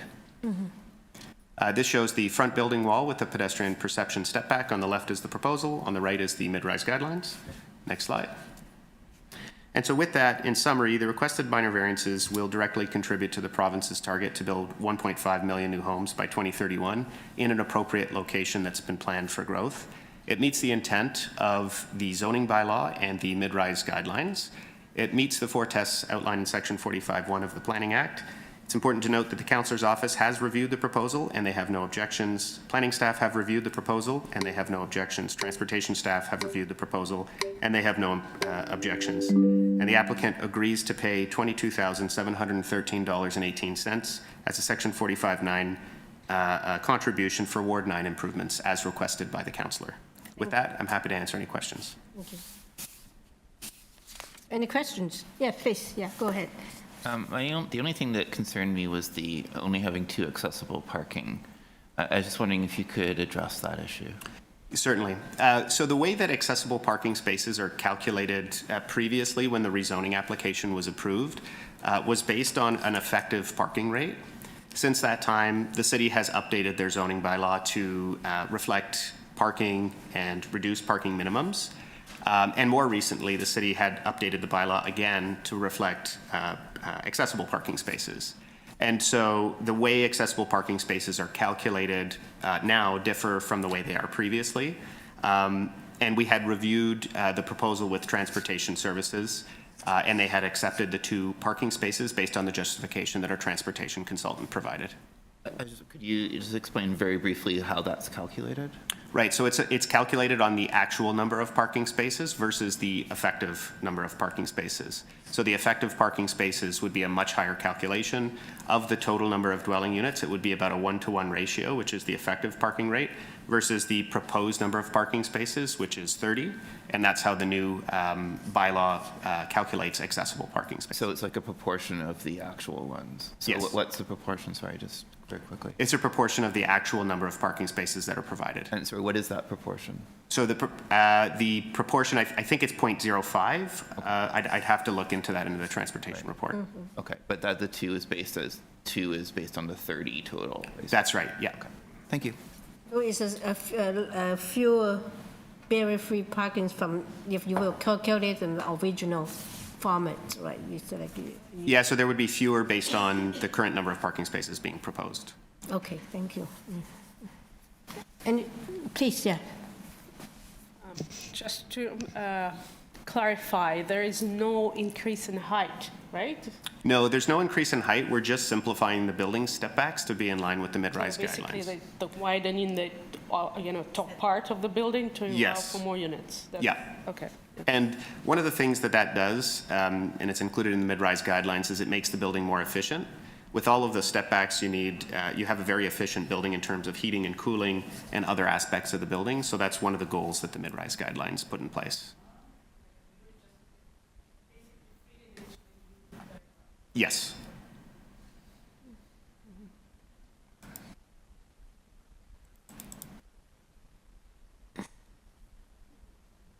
Any other questions? Otherwise, yeah, okay. No questions, just a comment. I think next time you're back, I think with this type of application, having a 3D model of the application would be helpful, just given all the angles that are involved. And you have one already from the sun shadow study, so just showing that from a few different angles would be helpful, just to understand. Will do. Thanks. Yes. Okay. No more questions? So we are in committee. I was going to say there's an opposition letter, but I'm not too sure whether we should, because it's not there to, no one's here to discuss that. So. I think the opposition letter was more to the entire development rather than. That's exactly, yeah. That's why I think it's too large to even address. I remember that individual spoke at the last time this was before the panel, and yeah, I think his main concerns were process and the actual building. Okay, all right, yeah. So now we are in committee, and when want to start? Sure. I mean, I think it's reasonable.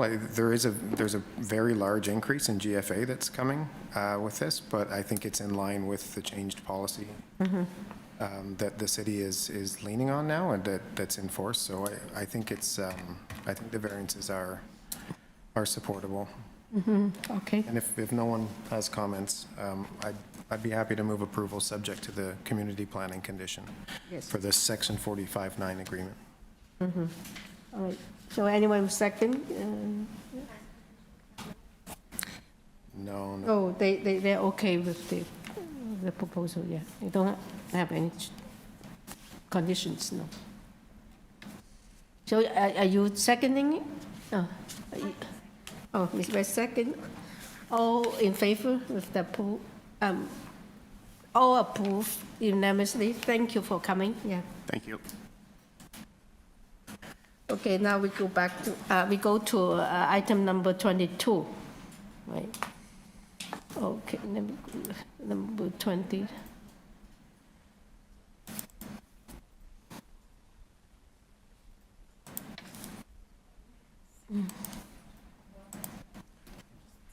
Number 22 is 110 Old Forest Hill Road. This is to alter the existing three-story detached dwelling by constructing a one-story addition, which contains a three-car garage and a mudroom, and a rear one-story addition. They're seeking 5 variances. And on this item, we have received a copy of the minutes from last deferred meeting, February 26th, a copy of survey, site plan, floor plans and elevation, and revised site plans. And also, there's a revised zoning waiver and cover letter from the agent and a staff report from Urban Forestry and advisory comment from Metro Links. We received one letter of opposition from 99 Forest Hill Road. Yeah. Through you, Madam Chair, we do have the agent online and 1 registered speaker. They will be requesting deferral because the sign was not posted in time. Oh, okay.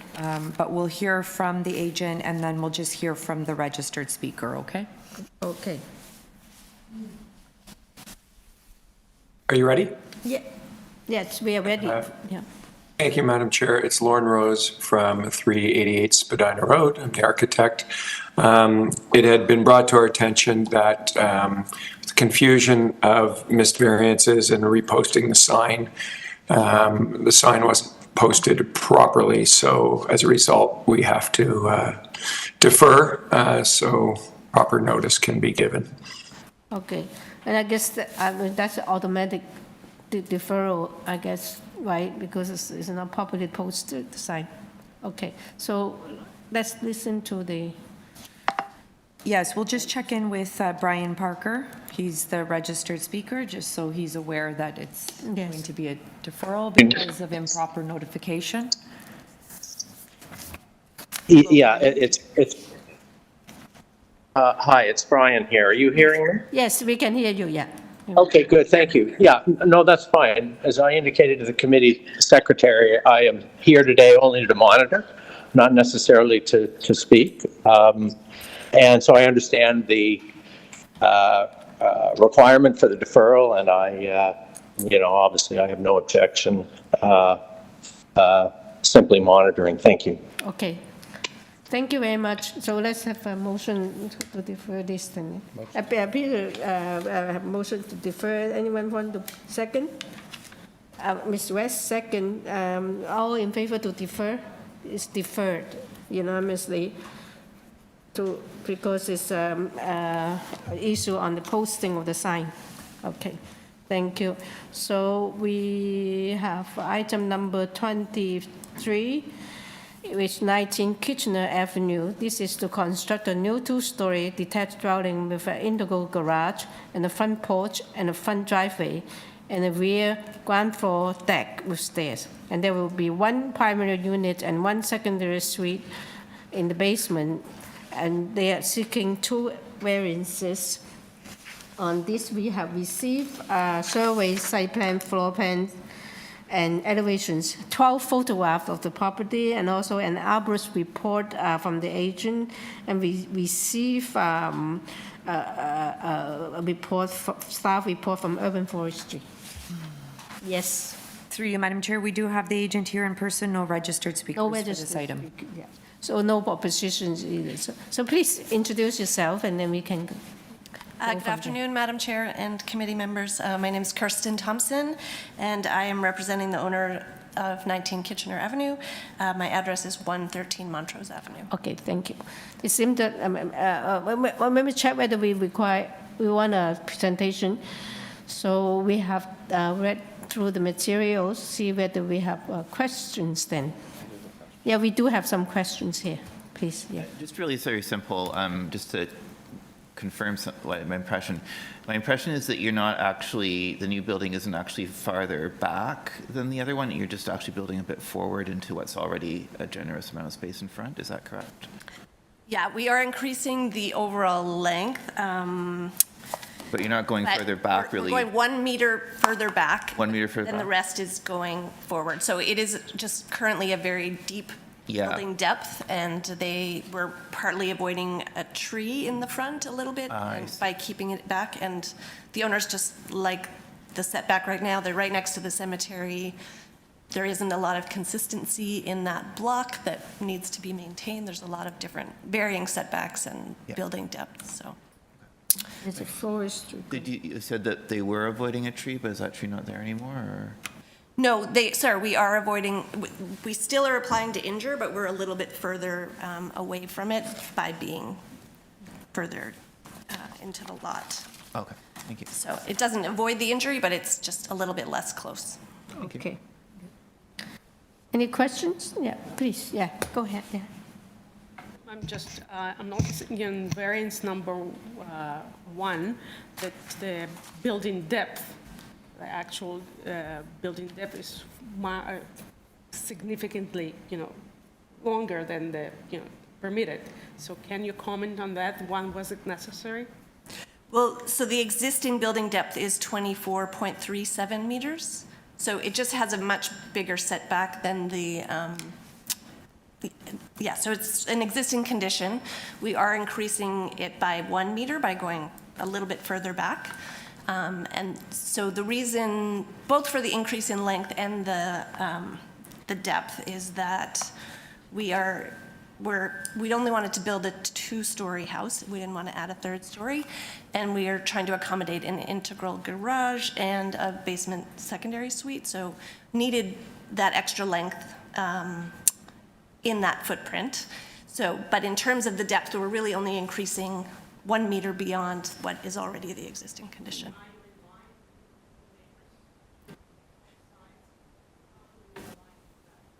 So if you look on the context plan there, you can see we are already much further set back than the one adjacent neighbor, and then we're next to the cemetery on the other side. So.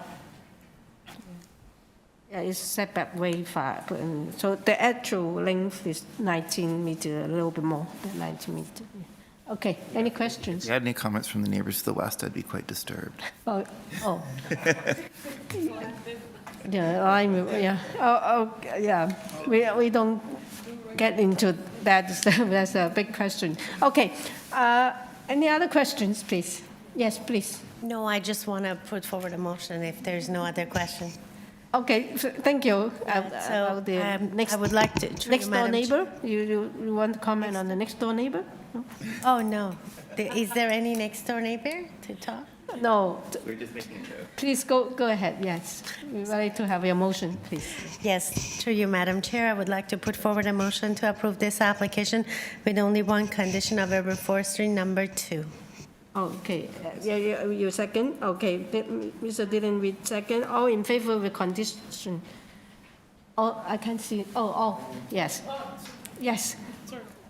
Approved unanimously. And thank you with the forestry conditions. Thank you. Thank you, committee. Okay, item number 24 is, okay. Yeah, Dylan. Number 24 is 33 COLERIDGE Avenue. This is to construct a new 3-story detached dwelling with an integral garage and a front covered porch with stair, and a rear 2nd floor deck with stair, and a rear 3rd floor, 3rd story balcony. They are seeking 6 variances, and we receive a survey site plan, floor plans, elevations, and revised site plan, floor plan elevations, and a red line public notice. There's some revisions then. 3 photographs of the property and 3 photographs of the neighboring properties, and the decision affecting the property on 31. We also receive a staff report from Urban Forestry.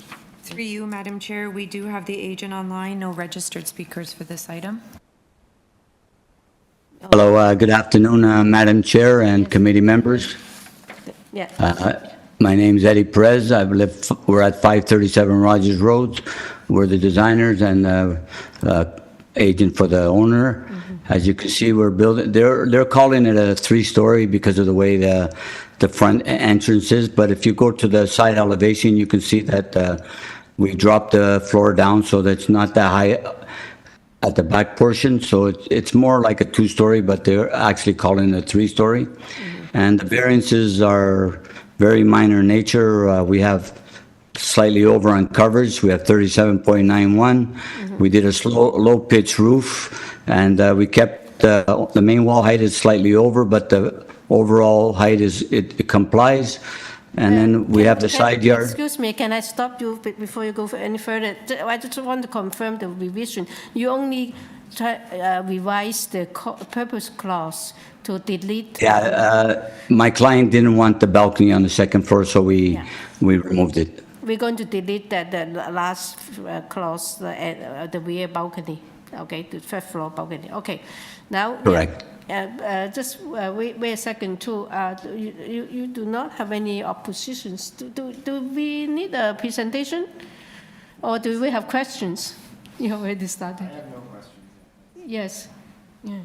Okay. So we do not require presentation from you, but please address us if you have any issues that you particularly want to address the committee before we discuss this.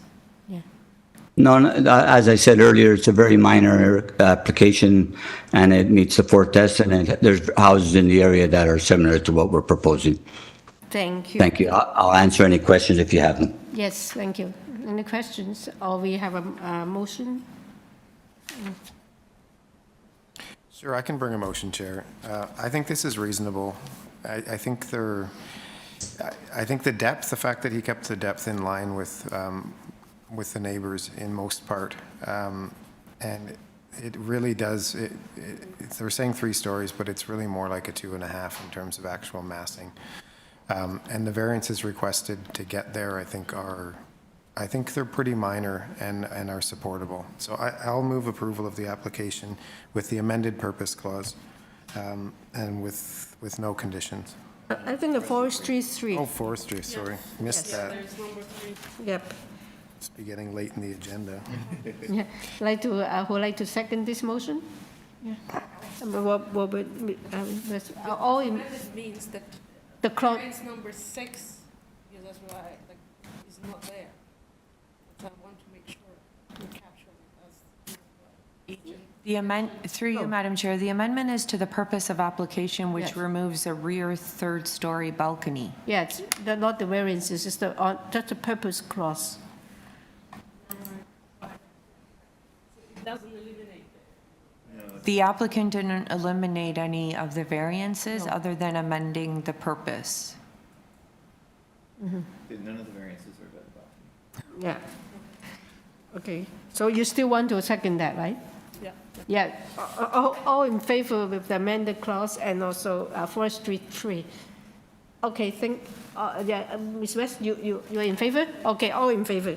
Thank you. So we come to item number 25, is 565, is Clendenan Avenue. And this is to alter the existing 2-story townhouse dwelling by constructing a 2-story addition along the north side and the east rear wall with a covered side landing and stairs with a new rear deck. We receive, they're seeking 5 variances, and we receive a survey, site plan, floor plans, and elevations, 3 photographs, and also a copy, an email corresponding from Metro Links, and also a copy email from the agent. We have received a comment from Transportation Engineering and also a support letter, 5 support letters from the 5 all from the same street, that is Clendenan Avenue.